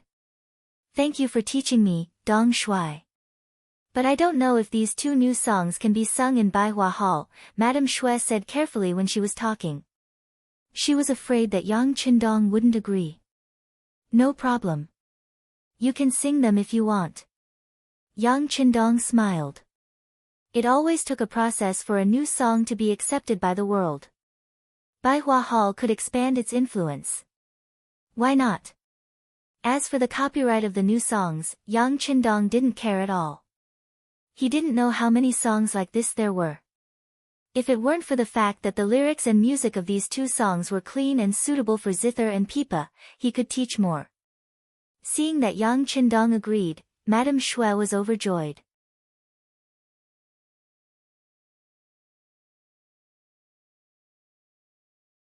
Chapter 75.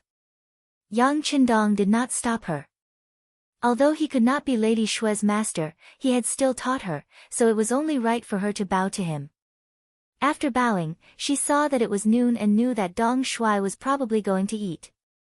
Not daring to disturb him, she happily left the Yang clan manor with her maid Xiaowei. Not long after they left, news came from the capital. Tonight, the 100 Flowers Hall of the Red Light District would be performing 2 new songs. They would only be sung once, so there were not many chances, so please make good use of them. The moment this news came out, many young masters who believed themselves to be elegant began to make arrangements with the young master to attend 100 Flowers Hall that night. Putting aside how lively the city had become, in the Yang clan manor, as Qiao Yin ate the delicious food that Yi Qiu'er had made, she softly asked Yang Qindong, "Young master, didn't you say that you wanted to take Lady Shui and Lady Xiang for your own use? You said that they were both talents, so why didn't you say a single word about them?" Yang Qindong ate the food in his mouth as he shook his head and said, "Haste makes waste. If I act now, it will inevitably make people think that this young master is taking advantage of the situation. Let's wait. Fortunately, there is still time." Yang Qindong naturally had his own plans. Not saying it now did not mean that he would not say it in the future. It was just that the time was not right. He understood the principle of more haste, less speed. Although with his current status, it was not impossible for him to forcefully take her away. However, if he did so, it would inevitably give others a reason to criticize him. He was afraid that his reputation of bullying women would be tarnished. This was not something that he wanted to see. In comparison, Yang Qindong preferred the feeling of success when the conditions were right. But before that, he still had many other things to do. For example, there was one thing that he needed Xiao Yin to do. How about the young master arrange something for you? Upon hearing that there was something to do, Xiao Yin hurriedly put down her bowl and chopsticks, an excited look on her face. What is it? It's not difficult. I just want to make a trip to the capital and find some children between the ages of 14 and 18. Both men and women are fine. 50 of each. They must have good looks, good figures, and must be as tall as possible. Then, we will hire all of them, sign a 3-year contract, and bring them back to the manor. Yang Qindong also put down his bowl and chopsticks, thinking of another plan, and said with a smile. Yang Qindong was about to start looking for the immortal abode's attendants. A total of 100 people were prepared. Among them, the men were waiters, all wearing black jackets. The women were waitresses, all wearing black cheongsams. This was the uniform that was put on. This would give you a very shocking first impression. However, it wasn't enough for them to merely be dressed in the same way. They also needed to be consistent in their pace and actions. In addition, they also needed to have a deep understanding of the immortal abode's range of experience. If a guest were to ask them about something they didn't understand, they would know how to explain it and what to do next. The matter of the clothes was easy to resolve. Long before he left Crimson City, the head of the garment factory, Zhou Hua, had already made the clothes according to his request. Now, they were all in the Yang family village. However, it took a lot of time to develop their physical qualities. For this reason, when Yang Qindong handed the task to Qiao Yin, he especially emphasized, "Don't be afraid of spending money. As long as someone is willing to work for us, we will give them 2 taels of silver per month. However, you must also tell them that those who can endure hardship and can read are priority. If someone can't take it and wants to leave, not only will they not receive a single cent, they will also have to pay us to make up for their losses." Yang Qindong didn't really want their money. With Crimson City as their base of operations, Gao Xiong and the others had already taken control of the entire region of the sea. Anyone who wanted to pass by would either have their goods stolen, or would have to pay an extremely heavy price before being allowed to pass. This caused a large amount of money to flow in from the sea. Yang Qindong didn't lack money. Not to mention, once the immortal abode opened for business, it would definitely make a lot of money. 2 taels of silver per person per month really wasn't much. Of course, this so-called not much also depended on who it was compared to. Ordinary citizens, especially children in their teens, would definitely have very few opportunities to earn that much money. In fact, they might not even have the chance to do so. Yang Qindong only had Xiao Yin do this because he understood the situation.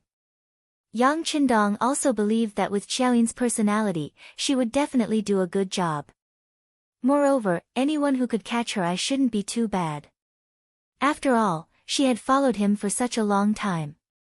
She didn't have much else, but when it came to experience, few people could compare to her. After sending Qiao Yin out of the Yang clan manor, he arranged for Qiu Vi and Yang Wu to protect her. At the same time, Qiu Vi and a group of guards also left the manor. With his reputation as Yang Qindong, the chances of anything happening were extremely low. Shi Qindong turned around and entered his study. His figure flickered as he reappeared in the large warehouse. As soon as he entered the warehouse, Yang Qindong headed for the club. There was a television and a video player there, as well as the complete Yi Zhong Tian analysis of the 3 kingdoms. He had come here to study. He wanted to make a Yang Qindong analysis of the 3 kingdoms. It took Yang Qindong 4 hours to come out of the study room. When the sun was about to set, Yang Qindong walked out. He saw Tiger's mane waiting for him. The young master's study couldn't be entered unless there was something important. Moreover, when entering, one had to first pull on the doorbell, a so-called drawstring device. Once one pulled on the doorbell, one would be able to hear the sound from the inside. Only after obtaining permission could one enter. This was Yang Qindong's requirement for everyone around him. Even Xiaoyin and Tiger's Mane weren't allowed to break this rule. This was also a habit that Yang Qindong had instilled in everyone. This way, when he needed to enter the large warehouse, he didn't have to worry about someone suddenly appearing outside to disturb him. When he saw Tiger's Mane waiting for him outside with a calm expression, he knew that there was nothing urgent. As Yang Qindong walked over, he asked Tiger's Mane, "Has everything been taken care of?" "It's been taken care of. All the fifth-rank officials in the capital, including the Duke's estates, Marquis estates, Count's estates, and even the Imperial Palace, have been sent over according to the number that was previously agreed upon," Tiger's Mane respectfully replied. "Very good. Is there anyone who doesn't accept them?" "There isn't." Tiger's Mane pondered for a moment. Indeed, there wasn't any news of anyone confiscating toilet paper. Thus, he nodded affirmatively and said, "They've all accepted them." "Not bad." This answer was somewhat out of Yang Qindong's expectations. He originally thought that there would be independent people like Yu Qian who wouldn't accept gifts. He didn't expect them to accept all of them. It seemed like they thought that toilet paper wasn't worth much, which was why they accepted it so easily. Since that was the case, he would give them a heavy blow later on. He wanted them to understand that toilet paper wasn't a piece of white paper. It was an existence that was much more valuable than that. Do we have enough toilet paper in the warehouse?" "It's sufficient. It's definitely enough to deal with the capital. Also, Crimson City is speeding up. The first batch of goods is already on its way to the capital. Wang Zhen has also sent someone over to deliver the Eastern Faction Depot's pass token. It can guarantee that the goods will be able to pass through without any obstructions." Tiger's Mane explained the matter of the Eastern Faction Depot's pass token. Hee. Upon hearing this, Yang Qindong chuckled and said, "That Wang Zhen is a smart person. He knows that it's hard to get anything back without any effort. This is good. It'll save us a lot of trouble." "Yes. With the Eastern Faction Depot's pass, our goods will be safer along the way. It will also save us a lot of trouble. We can also save a lot of filial piety along the way," Tiger's Mane said excitedly. "No." Yang Qindong stretched out his index finger and said, "We still have to pay the necessary filial piety along the way. You must know that in many cases, a county official isn't as good as a local official. There's no need to make enemies and trouble just to save some money." Seeing how certain Yang Qindong was, Tiger's Mane's expression turned cold and he said, "Yes, Tiger's Mane will remember it.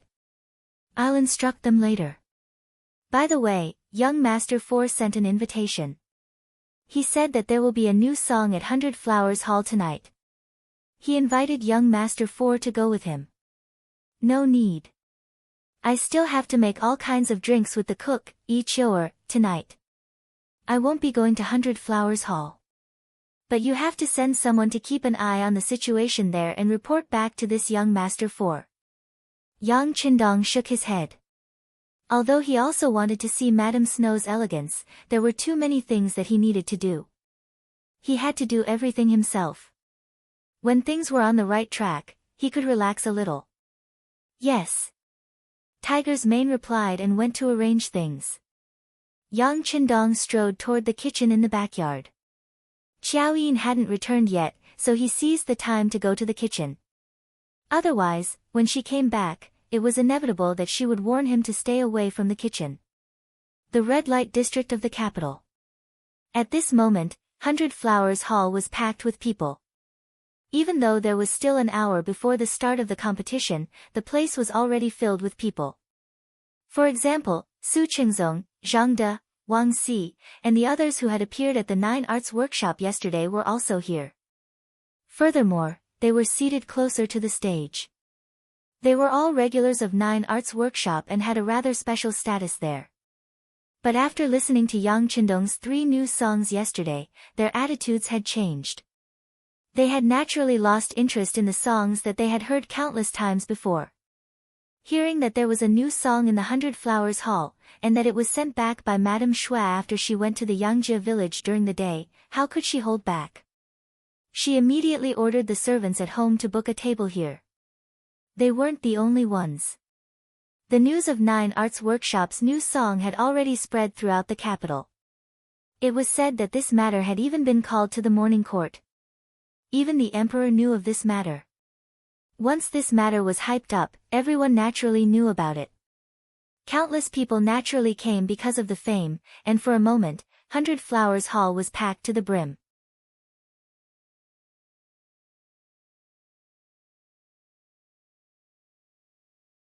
Chapter 76. Not only that, some round tables, which could only seat 4 or 5 people, were now filled with 7 or 8 people. Although it was a little crowded, it proved that there was a lively scene here. Mu Lily, the procuress, was a famous courtesan in the capital when she was young. Now she was in charge of the business of Baihua Hall. Although she was less than 30 years old, she was still very charming. When she saw the scene today, she couldn't stop smiling. Well, let's get busy. Don't neglect the guests. This is a good opportunity for our Baihua Hall to become famous. Mu Lily's eyes were almost narrowed into slits. She walked in the hall and greeted the guests warmly. She was afraid that she would be impolite and cause trouble because there were too many people. However, Mu Lily obviously thought too much.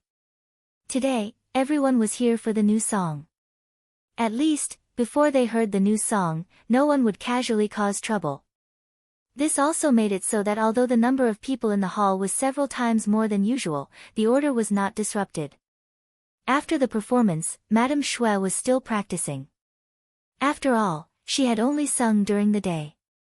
It was indeed a little hasty for her to perform at night. Moreover, there were so many guests today. What if she screwed up? What would she do?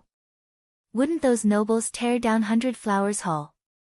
She had been on the stage many times, but she didn't know why she was so nervous today.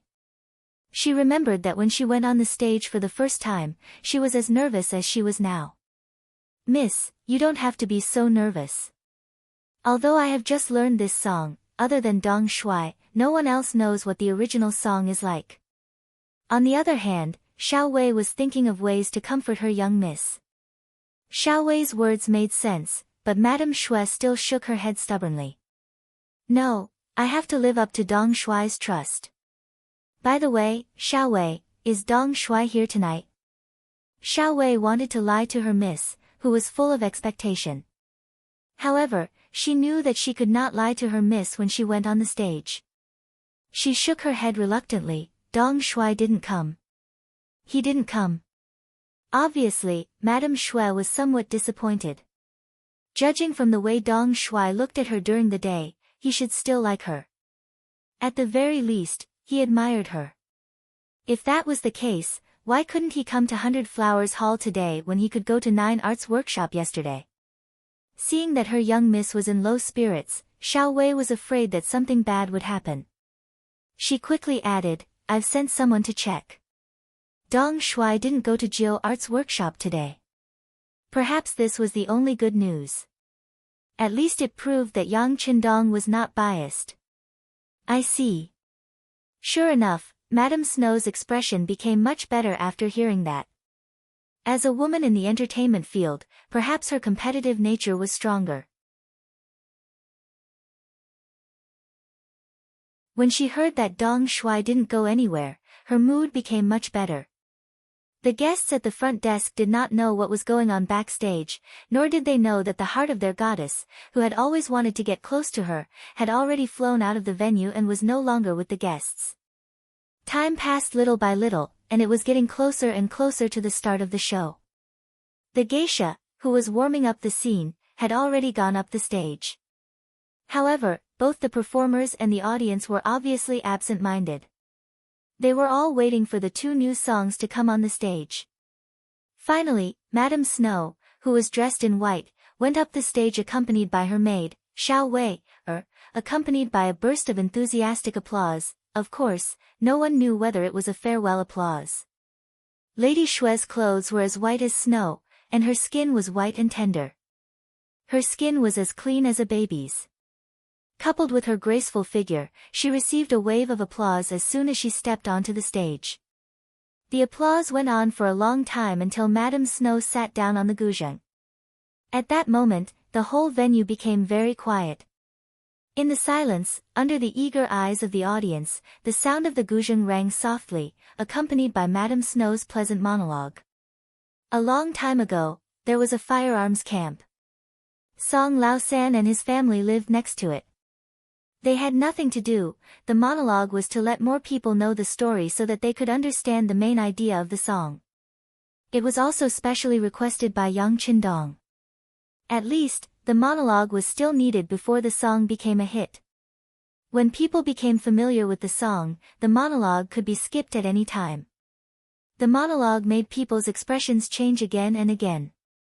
From the monologue, they seemed to have seen the tragic ending of the young couple who loved each other.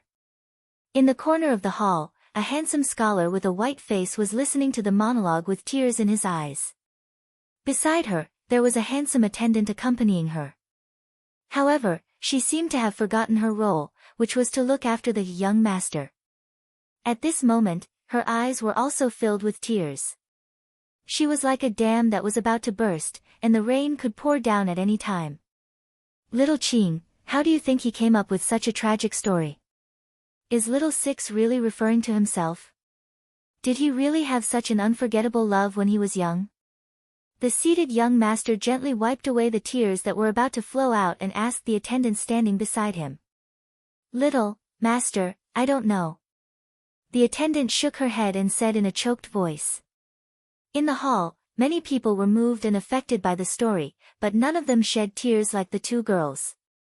The situation here was naturally noticed by the diners at the surrounding tables. Some people naturally looked over. Lower your head. Noticing that some people were looking at her table, the young master quickly lowered her head, and so did the attendant who accompanied her. The two girls reacted quickly. In addition, the place was a little remote and the light was dim, so the others could not see what was going on. Then, they all turned back to the stage. Sensing that other people were not looking at them, the master and the attendant looked up and made faces at each other. It was also at this moment that their mischievous nature was revealed. If Lord Hu Zhangning was here, he would definitely be shocked to discover that these two so-called young masters and errand boys were actually his precious daughter, Hu Yan, and her personal maid, Xiao Qing. They came here naturally because they heard that Baihua Hall was going to sing a new song at night. They also knew that Madame Shui had just returned from Yangjia village during the day, which made them even more curious. After some discussion, they decided to come here in person to see what Madame Shui looked like. Let's see if this new song is really as good as the rumors outside say, that it can really make people unforgettable, and has the effect of making people feel relaxed and happy. The tip of the peach leaf is sharp, and the willow leaf is holding up the sky. Lord Ming in his position, listen to me carefully. After the narration, the song officially began. With Madame Shui's beautiful voice, a refreshing song entered people's ears, which made people feel comfortable and comfortable. Unlike Yang Qindong's voice, Madame Shui's voice seemed to be sadder.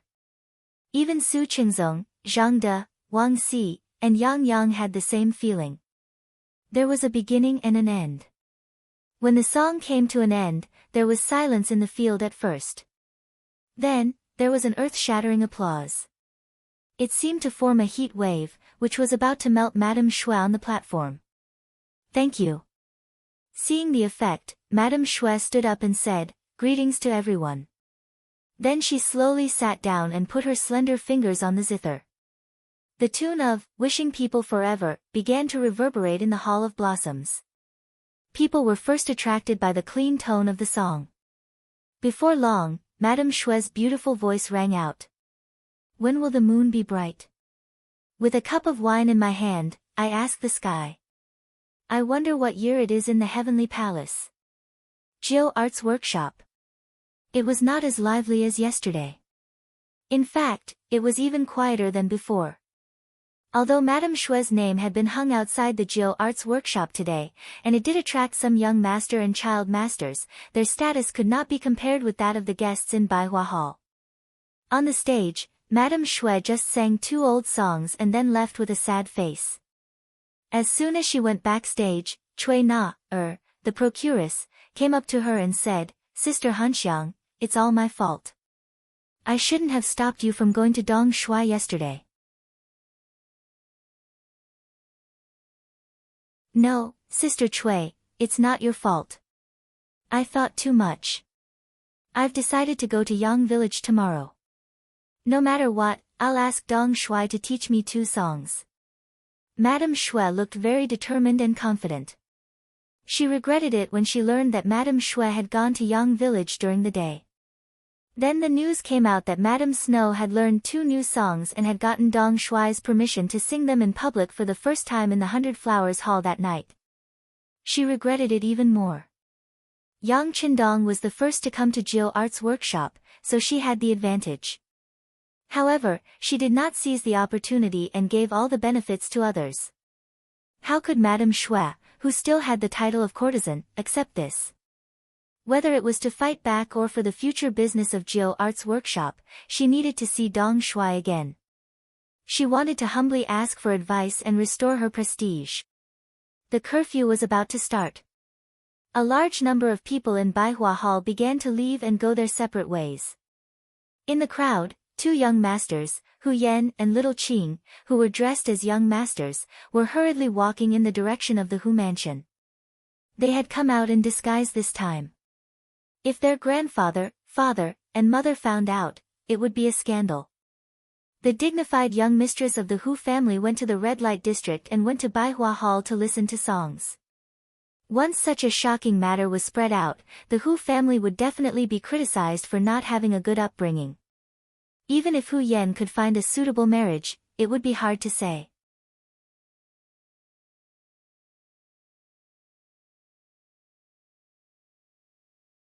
Chapter 77. The 2 of them ran all the way before the curfew. When they arrived at the small alley in front of the back door of the Hu estate, Hu Yan supported herself against the wall and panted as she spoke to her maidservant Xiao Qing, who also looked as if she had fallen apart. "Let's rest for a while before entering the estate. Otherwise, if father sees us, we will be in big trouble." "What are you afraid of me seeing you?" A deep male voice rang out beside her. It wasn't loud, but it sounded like a clap of thunder in Hu Yan's ears. "Ah! Ghost!"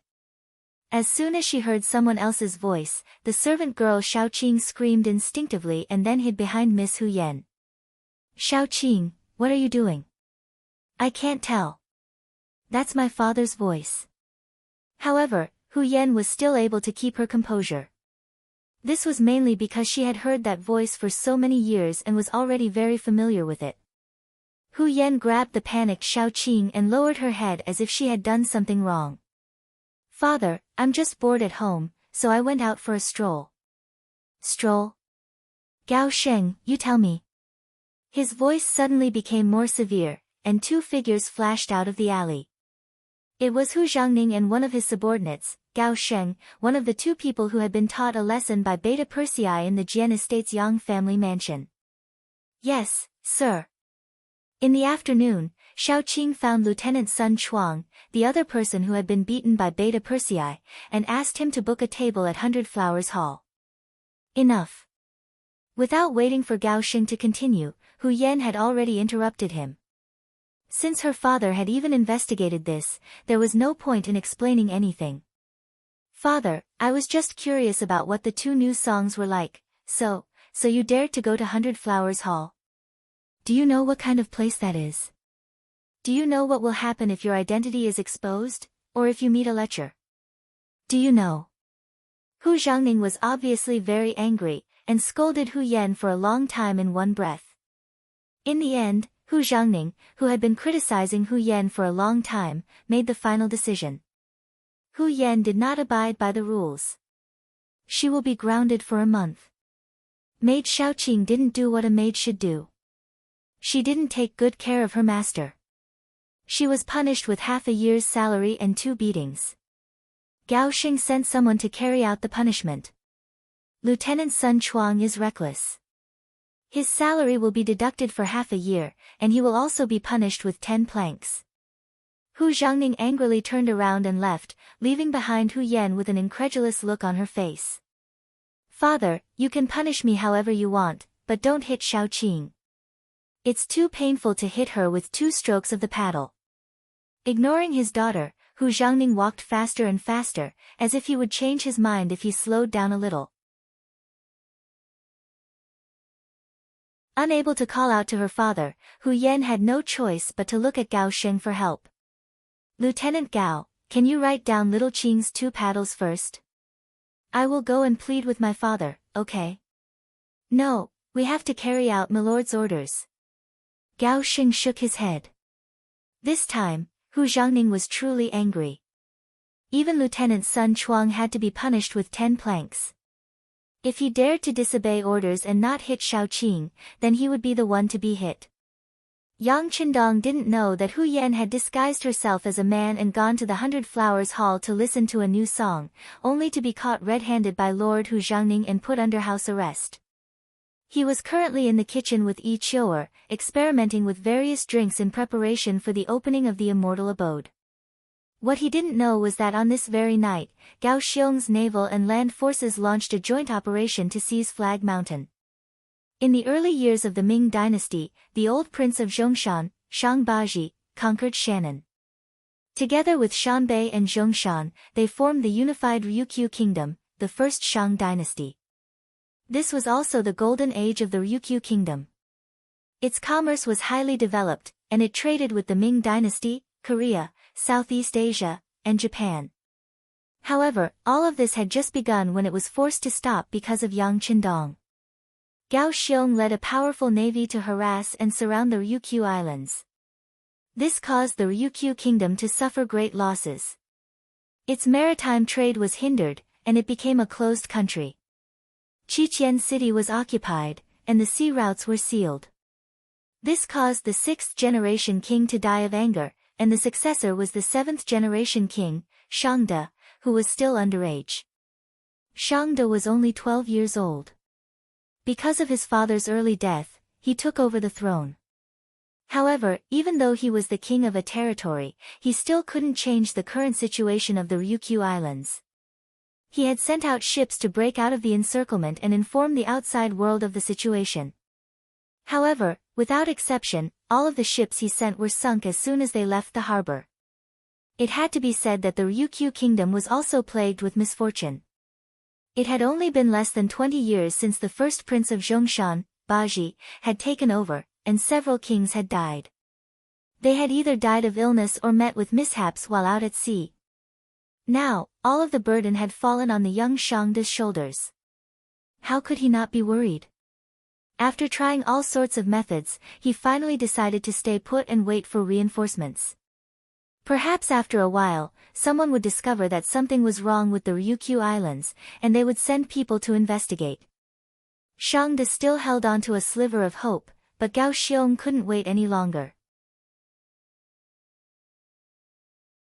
Before Yang Qindong left Qiqian City, he had told him that once the population was sufficient, he had to think about expansion. The first thing he had to do was to take over the entire Ryukyu kingdom and occupy the entire island. Now, every few days, there would be ships going back and forth between the Black Dock and Qiqian City. The people on those ships were all Han people of the Great Ming Dynasty.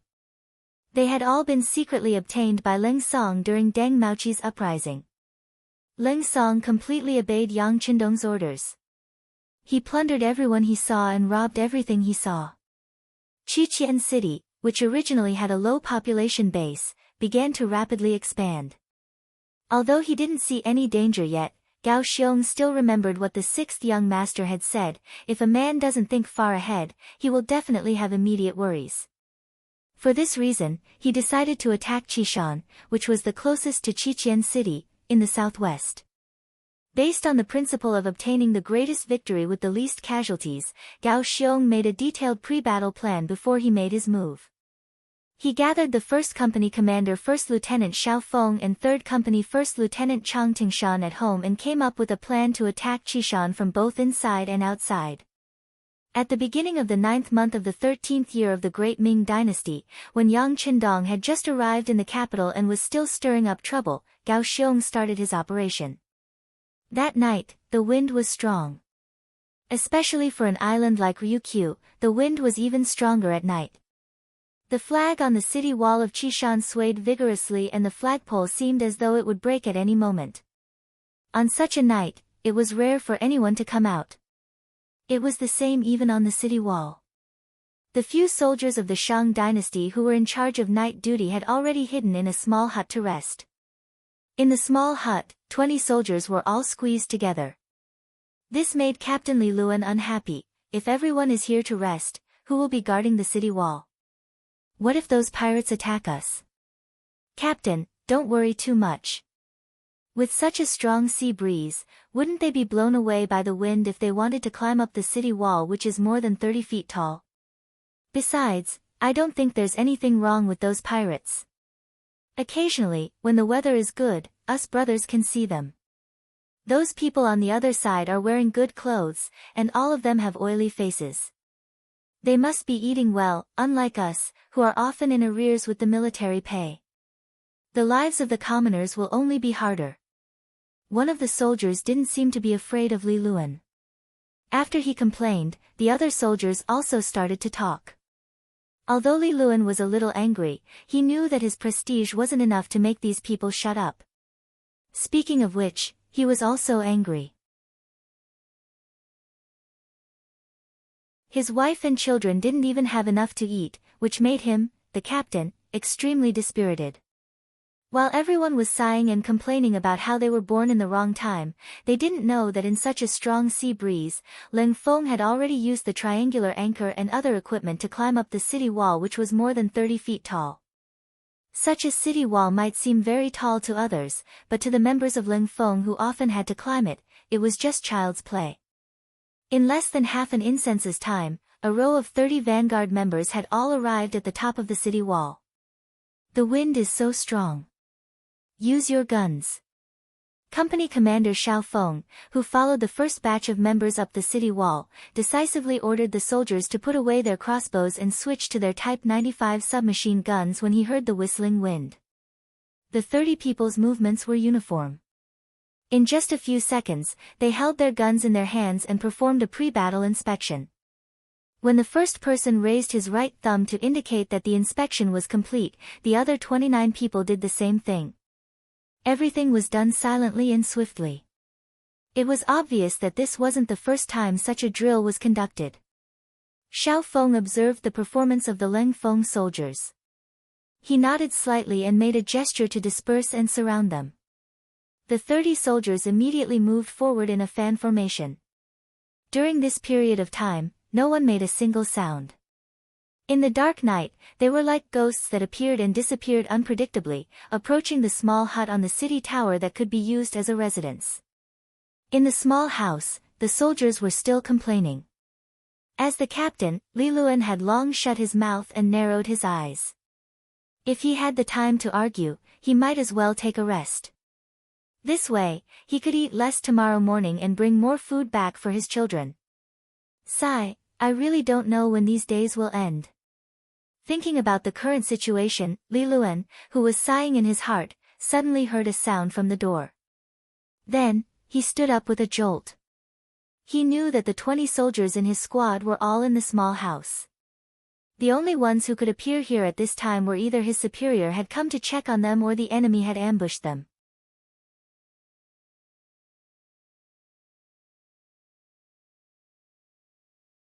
Chapter 78. Li Luan's reaction wasn't slow, but the person's reaction was faster. Before Li Luan could pull out his sword, a black muzzle was already pointed at him. Not only that, there were several black muzzles that were pointed at his subordinates. Don't move, those who surrender will be spared. Those who resist will be killed. A loud voice sounded. It was the voice of the company commander, Xiao Feng. As soon as he finished speaking, bah! A gunshot rang out. One of the Shang dynasty's soldiers clutched his chest and fell to the ground with a look of unwillingness and shock. In his hand, he had already pulled out a long sword and was about to slash forward. One of the Leng Feng soldiers felt the danger and killing intent. Without hesitation, he opened fire and ended the life of the enemy who wanted to resist. The sound of the gunshot was loud and clear in the room, but in the night wind, the sound could not travel far. With one person dead, the room became much quieter. Then, the captain, Li Luan, felt that his life was being threatened. He didn't want any of his brothers to die here, so he shouted anxiously, "Listen to me, don't move. Take out your weapons and throw them on the ground. I think that since these people said that they would be spared if they surrendered, they should be true to their words. That's right, we will keep our promise. The prerequisite is that you guys have to listen to us too. If you guys have any ulterior motives, you will end up like that person." Xiao Feng looked at Li Luan's performance and nodded his head in satisfaction. However, in order to not cause any more problems, he couldn't help but threaten him. When the black muzzle was aimed at him again, Li Luan felt his body tense up. He clearly saw the scene just now. This black metal thing could easily take a person's life. Not wanting to die, he hurriedly threw his sword and scabbard on the ground. At the same time, he covered his head with both hands and squatted down. With Li Luan taking the lead, the other 18 brothers followed suit and threw down their weapons, crouching on the ground with their hands on their heads. "Very good," Xiao Feng praised, then gestured to Leng Feng who was at the side. A few of them took out ropes from their backpacks and tied up all 19 of them, including Li Luan. Just as he was done, the door opened again. A soldier in camouflage uniform walked in. He stood straight and saluted. "Sir, the city gate has been opened by our brothers hiding in the city. 2nd platoon, 3rd platoon, 3rd company, and 1,000 auxiliary soldiers have entered the city. Company Commander Tingshan, may I ask if we can besiege the barracks in the city?" "Yes, everything is going according to plan. Also, tell the brothers that the auxiliary troops are not to participate in the battle. Go and maintain order in the city. As long as the civilians do not cause trouble and stay in their homes, they are not to be harmed." "Most of the people in the city are Han." Xiao Feng replied with a military salute. "Yes." The soldier who responded with a military salute turned around to pass down the order. Xiao Feng also prepared to bring people to carry out the battle plan. At this moment, Li Luan who was squatting on the ground spoke, "Sir, are you the pirates on the other side?" "What? Do you have any questions?" Xiao Feng turned around and asked, a sharp look flashing in his eyes. Naturally, he did not like the word pirate.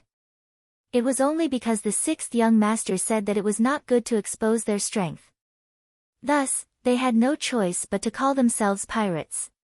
Feeling that Xiao Feng's gaze could kill, Li Luan instinctively lowered his head and avoided it. Then, he said in a small voice, "If you can really not harm the civilians in the city, I am willing to be your guide.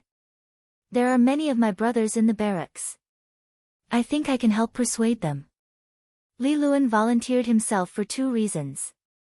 Firstly, he had long lost confidence in the #1 Shang dynasty. Even the soldiers did not have enough to eat, let alone the common people. Secondly, the weakness of the Shang dynasty made them feel extremely aggrieved. After being surrounded and forbidden from entering the sea, and not being able to send out any ships, they had actually holed themselves up like turtles and refused to move. It was as if they couldn't think of any solution. Instead, they had placed all their hopes on the outside, praying that others would discover their tragic situation and that someone would come to their rescue. This was completely a lucky move. It was no different from spending 2 yuan and waiting for 5 million.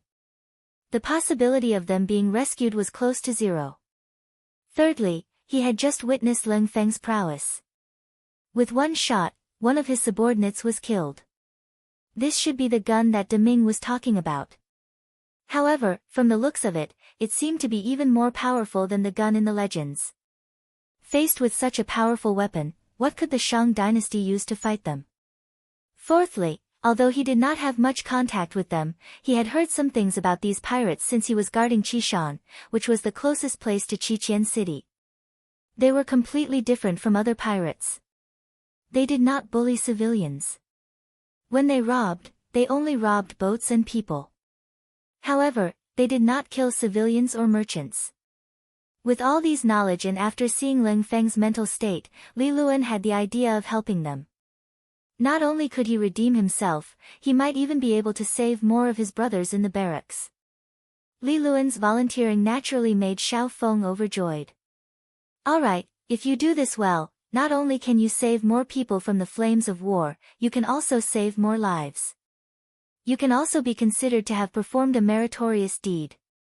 How about this, untie him and bring him along with us. Li Luan regained his freedom. However, there were two Ling Feng beside him so that they could restrain him immediately if he made any strange movements. With Li Luan leading the way, the cold vanguard moved even faster. With the cover provided by the strong wind at night, when the first company and the third company, a total of 200 cold vanguards, arrived at the entrance of Qishan military camp, the soldiers there were still not alerted at all. Rocket launcher team, get ready. Everyone, load your guns. If there's any resistance, kill. As soon as they arrived in front of the barracks, Xiao Feng and 3rd Company's Chang Tingshan looked at each other and gave out the order for the battle. In an instant, the 200 people completed their actions silently. Even in the dark, all the Ling Feng's actions of checking their guns were still swift and perfect. All of this made Li Luan's jaw drop. He had been in the army since he was a teenager. He had seen many armies, including some elite ones, but this was the first time he had seen one as outstanding as the one before him. Were these people the celestial soldiers and celestial generals that were mentioned in the books? Why were their actions so uniform? Why didn't the 200 people make any extra noise? At this moment, Li Luan had a feeling that Qishan would definitely be taken down if they were to fight head-on. At the same time, he did not know why he felt his blood boiling. At this moment, he suddenly had the urge to join this army. Ready. The squad leaders reported softly. As the commander of this battle, Xiao Feng said to Li Luan beside him after seeing that the Ling Feng were ready, "It's up to you now. I can guarantee you that as long as you lay down your weapons and surrender, you can live.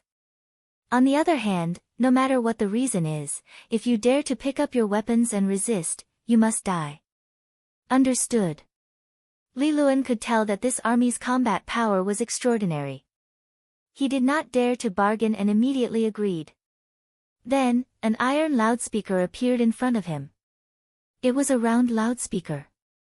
Even without electricity, the loudspeaker could spread the sound better. Holding the loudspeaker, Li Luan's loud voice suddenly rang in the night. "Brothers in the camp, I'm Li Luan, the squad leader of the guards on the wall. You've been surrounded. Lay down your weapons and surrender, and you can live. We're all Hans. 500 years ago, we were one family. Don't be a futile resistance." His shout was like a clap of thunder in the silent night. It exploded in the entire camp and caused an uproar. For a moment, there were all kinds of curses in the camp. Most of them were cursing to find their uniforms and weapons. The cursing continued for about half a quarter of an hour before it slowly subsided. Then, in the dark, 100-man squad crept toward the wooden fence.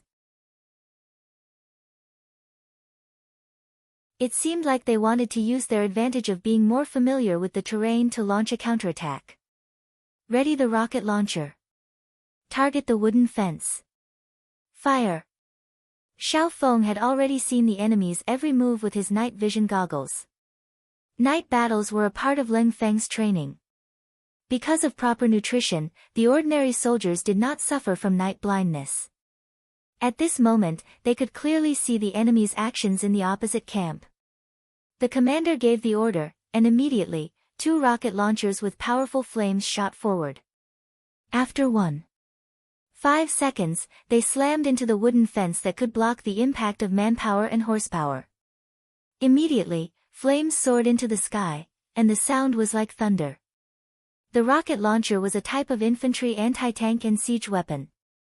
It was light and had a short range. At the same time, it could be fired in a straight line, upward, or downward direction. It had a variety of attack methods that were perfect for close-range sieges. The two rocket launchers were fired and instantly destroyed the main gate of the camp. The powerful flames and explosive force scared the 100-man vanguard soldiers who wanted to sneak out of the camp. What is this? Is this the wrath of the heavens? This must be the punishment of the heavens. After seeing such powerful firepower, the 100-man vanguard's morale immediately collapsed. In the face of the unknown, humans naturally had a kind of fear, not to mention that it had such great power. Li Luan looked at everything in front of him in a daze. When he saw such powerful firearms, he knew that the soldiers of Qishan's camp had been defeated. He only hesitated for a few seconds before he shouted again, "Brothers, I'm Li Luan. You should have seen the power of these firearms. If you don't want to die, throw down your weapons and surrender. Your families are still waiting for us to return safely in the city."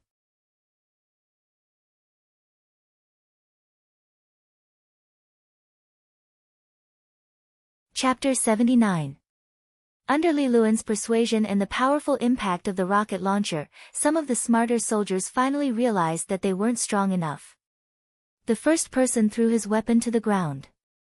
Then, like a contagious disease, there was a second person, a third person. The frightened soldiers of Qishan threw down the weapons in their hands one by one and then walked out of the military camp in groups.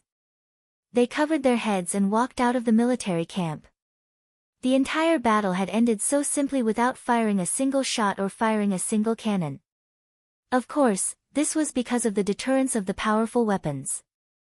However, more importantly, it was because the soldiers of Qishan already had a grudge against the Shang dynasty. They didn't have enough to eat and couldn't wear clothes. Such an army had long lost their morale. How could they be counted on to win the battle? From Li Luan's words, the Qishan military camp had more than 2,000 soldiers. Xiao Feng ordered the auxiliary soldiers who had already entered the city to maintain law and order to take in the captives. At the same time, Qishan city was sealed. Only people were allowed to enter and not leave. The entire city was checked overnight. If there were any dangerous people, they would be killed. However, at the same time, the soldiers were not allowed to harass the commoners. If they were caught, they would be dealt with according to military law. After occupying the city, there had been countless military exercises to maintain peace. Putting them in Qishan city was just turning the exercises into actual battles. However, the soldiers of Ling Feng who had made all kinds of preparations were still very familiar with it. In just a few hours, Qishan city's law and order were restored.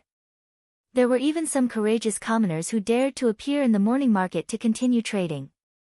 When the sun rose, a new 5-starred red flag was placed on the city walls of Qishan city. This meant that from this moment onwards, this place was under Yang Qindong's control. Get someone to inform Captain Gao Xiong of this news. Then pass it on to the 6th young master.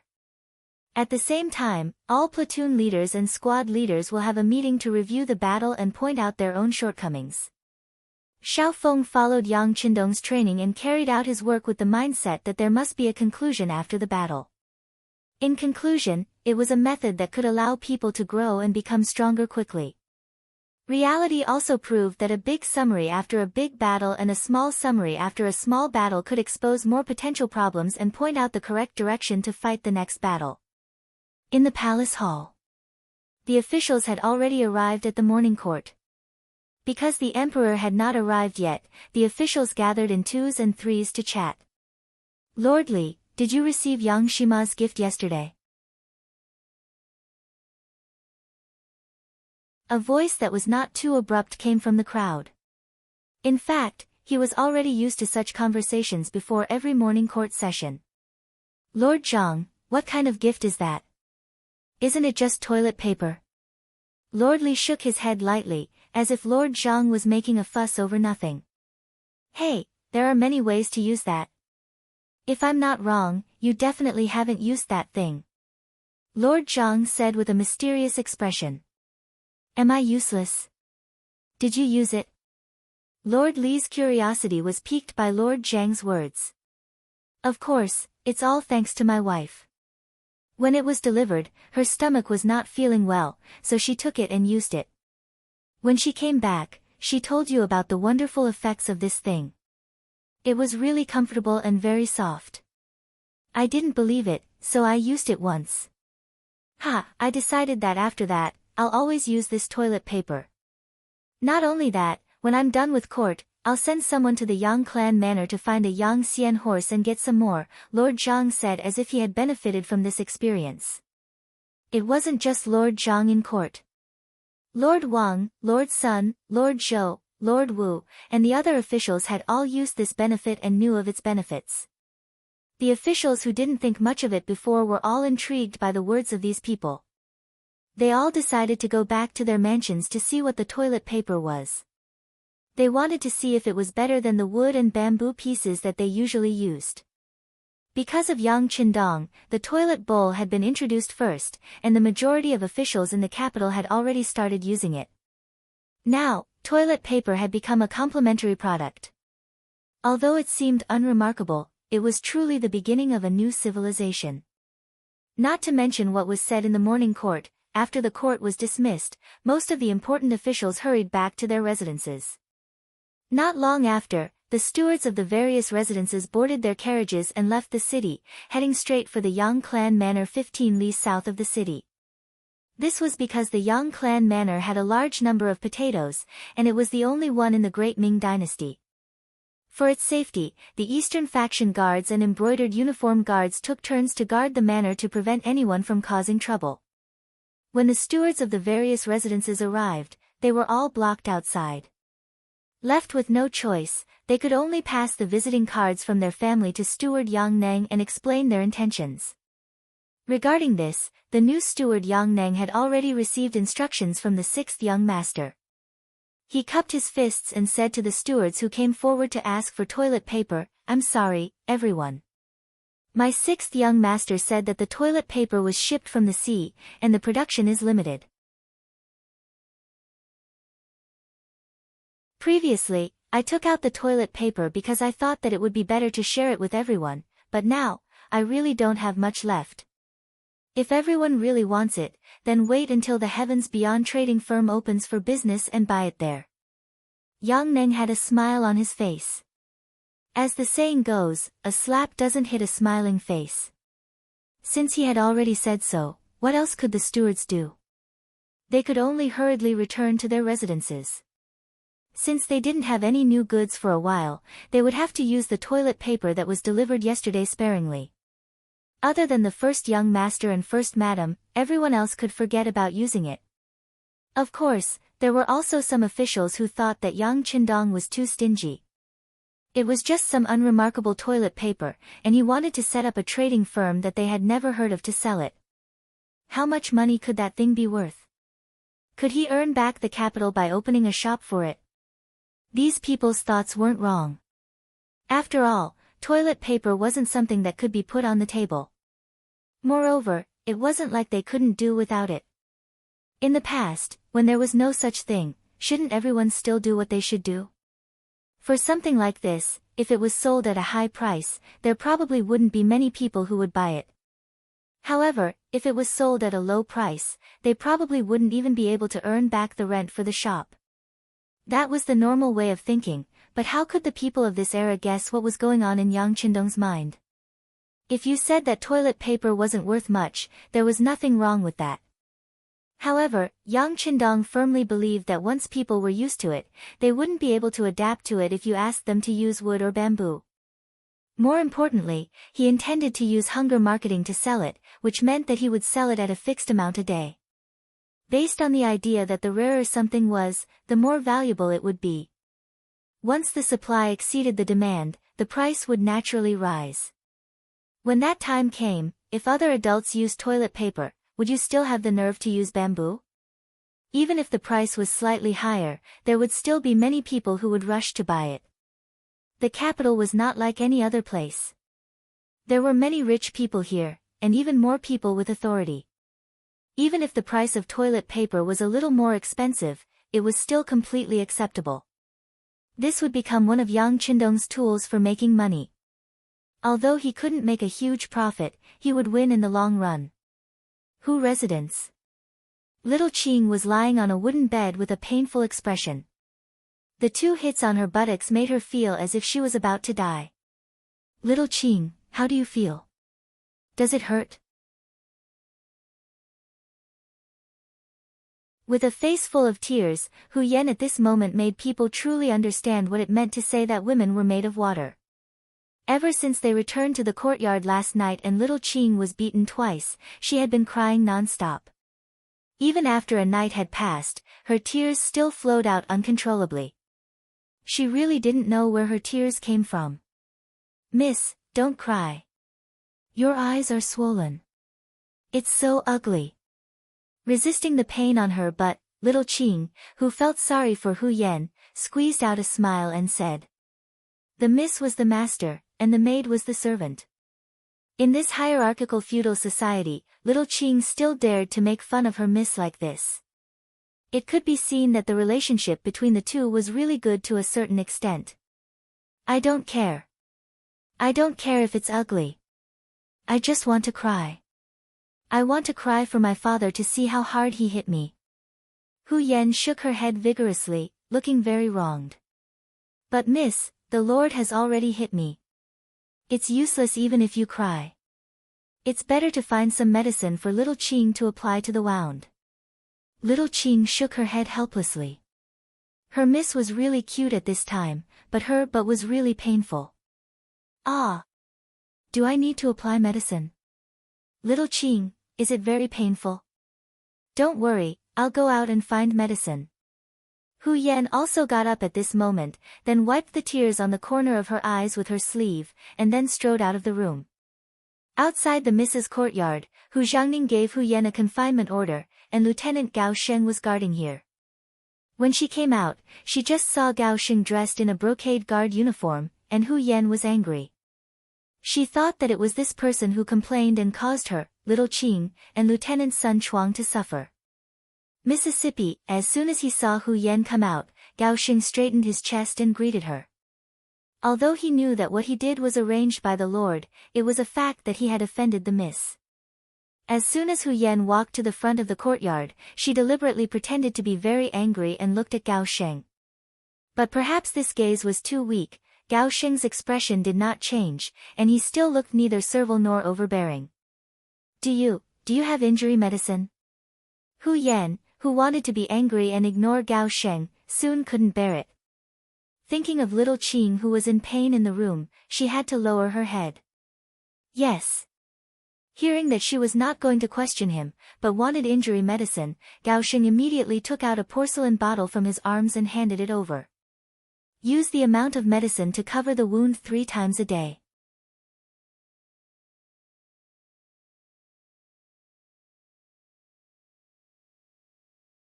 Chapter 80. Reaching out to take the porcelain bottle, Hu Yan angrily turned around and left without even saying a word of thanks. Gao Sheng seemed to be used to being treated like this. He just smiled and stood there again. At this time, a cough suddenly sounded behind him. He turned around vigilantly. After seeing the person, he hurriedly bowed respectfully and said, Sir. Why did Miss look for you just now? The person who came was Hu Zhangning. At this time, he had a constipated expression. After the morning court, he was called by his mother, Hu Yushi, to find a way to get some toilet paper. At this moment, Hu Zhangning was stumped. It turned out that after the Yang family sent the toilet paper yesterday, Hu Wangshi, who was in charge of the backyard, was going to put it in the family's warehouse. However, Hu Yan, who was rushing over, took it away. Then she used it and the effect was really good. She gave the rest of the things to her mother and grandmother, Hu Yushi. With the recommendation of her granddaughter, Hu Yushi had people verify the magical effect of this thing. Then, she sent the rest of the toilet paper to her relatives in the city. This was also the old lady's style of doing things. Perhaps because of her humble background, Hu Yushi had always valued her relatives very much. Once there was something good, she would immediately send it over. The toilet paper was the same. Except for a small packet, the rest were sent away. Hu Yan came back from the morning court and asked the old lady about the toilet paper. The old lady, who had no stock, had to give the task to her son. She also said that she wanted to get some more. There were still some relatives who had not shared it. In Hu Yusher's eyes, her son was the guardian of the genie guards. There was nothing that could be difficult for him. After Hu Zhangning received the task, he was not in a hurry. He sent the housekeeper of the house to the Yang family village 15 miles south of the city to ask for it.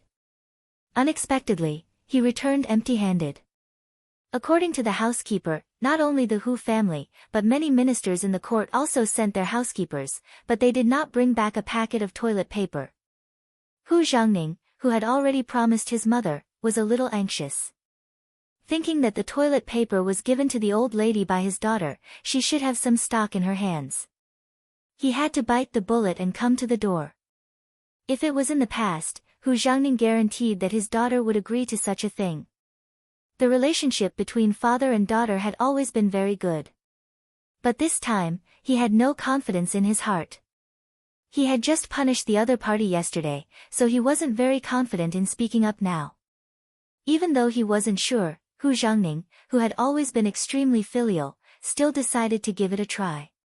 He couldn't let his mother down.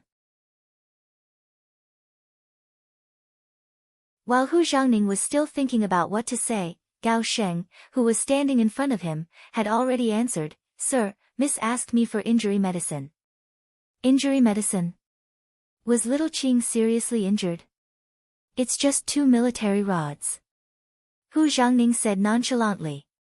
When Gao Sheng heard this, he couldn't help but think in his heart. 2 strikes from the military rod might not be much to a soldier, but for Xiao Qing, who had tender skin and was greatly cared for by the young miss, that was already a very heavy punishment.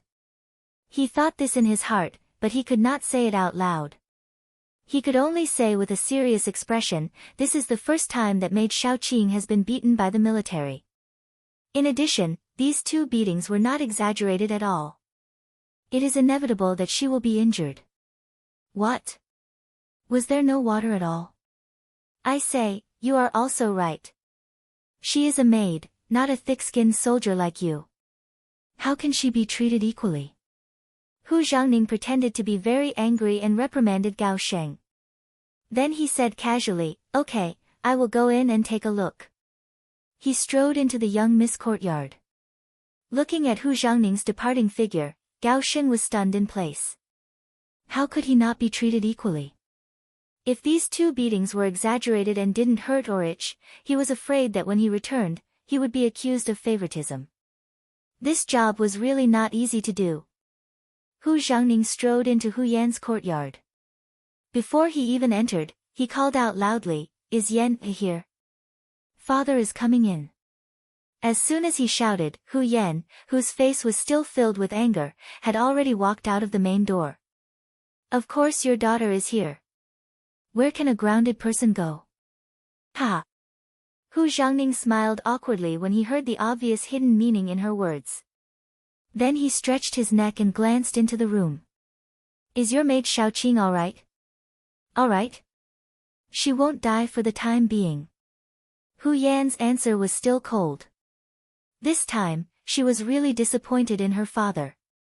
It was true that she had done something wrong, and she deserved to be grounded. However, he shouldn't have hit little Qing so hard. There was a lot of blood on her but she cried for the whole night and was still in a trance at this time. As soon as he heard the words, "won't die," Hu Zhangning knew that his daughter was still angry with him. But as a father, how could he simply apologize? Thinking that if he continued, there might be more sarcastic remarks waiting for him, he simply did not ask any more. Instead, he asked straightforwardly, "Yan, father wants to ask you, do you still have the toilet paper that the Yang family sent yesterday?" If it were any other time, Hu Yan would definitely ask why, but now she was angry and turned around to leave without thinking. After a while, when she came back, she put a small packet of untouched toilet paper into Hu Zhangning's hand. Don't tell me there's only this much. Looking at the packet in his hand, Hu Xiangning felt that things were going to be bad. Daughter kept a total of 2 small packets and gave the rest to mother and grandmother. What? Father, are you going to take that half packet too? Hu Yan was really angry at this time. She thought that this was simply her father taking revenge on her. Because she made him angry, now he didn't even let her use the toilet paper and wanted to give it all away. Hu Xiangning heard the resentment in his daughter's voice and knew that if he didn't explain, it was likely to become a knot between the father and daughter. So he explained the matter again. It's not that father wants it, but Yan knows your grandmother.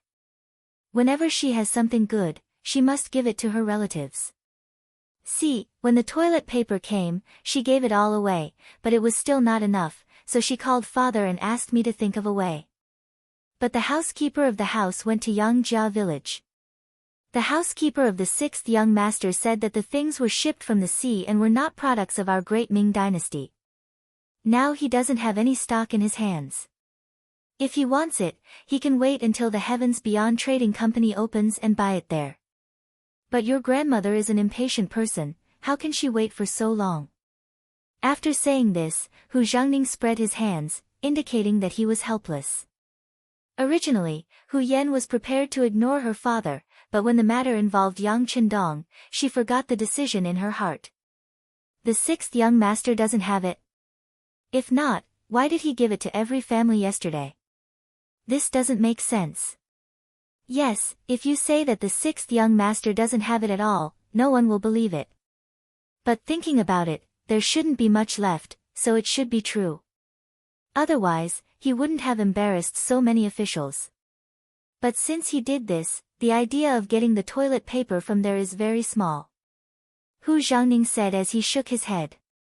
After hearing her father's analysis, Hu Yan didn't have the same opinion. Instead, she said seriously, since the 6th young master has it, as long as the people sent out are suitable, they can definitely get some. Why don't I go? She had always wanted to see what Yang Qindong looked like, but she didn't have the chance.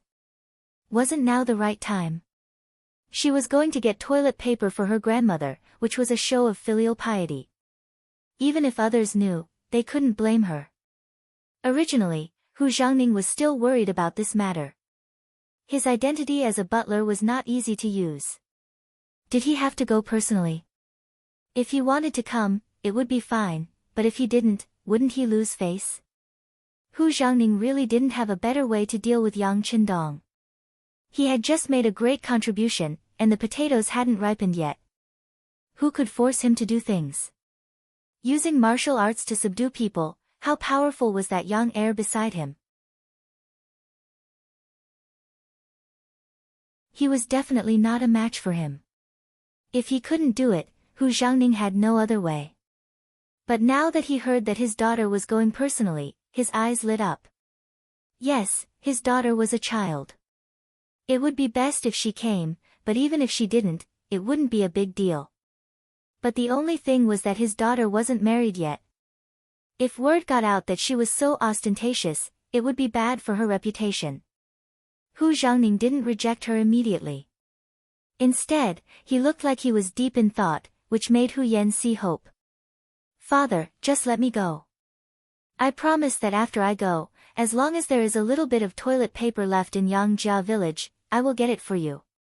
Oh, right, I won't go alone. I'll ask Sister Yang Qi to go with me as a companion. I think outsiders won't be able to say anything. Sister Yang Qi, are you talking about Yang Duo heir who married Wang Go? Hu Xiangning immediately mentioned the situation of the Yang family's 7th sister. In the past, Hu Xiangning wouldn't have known about a daughter of the Yang family. But ever since Yang Qindong appeared, Yang Duo heir had become a celebrity and a woman that everyone knew. Yes, it's her, Hu Yan said proudly.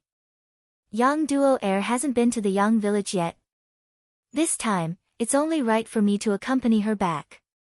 When the 6th young master sees his 7th sister and is happy, won't he give me whatever I want? Hu Yan said proudly, but in her heart, she was thinking that since it was her first time meeting Yang Qindong, she should at least bring some greeting gifts. So, she set her sights on Yang Duo'er. Hu Zhangning thought about the feasibility of this matter. Indeed, with such a reason, Yang Qindong would have a good impression of her and the chances of her getting toilet paper would increase a lot. But then his gaze fell on his daughter again, looking at her with a faint smile. You're tuning into the Blissful Bookshelf YouTube channel. We're so grateful for your support and don't forget to subscribe to join us on this incredible journey through captivating stories. Your generosity through donations truly makes a world of difference, as it's the primary source of revenue that allows me to expand and enhance this channel for you. Thank you from the bottom of my heart for being a part of this adventure.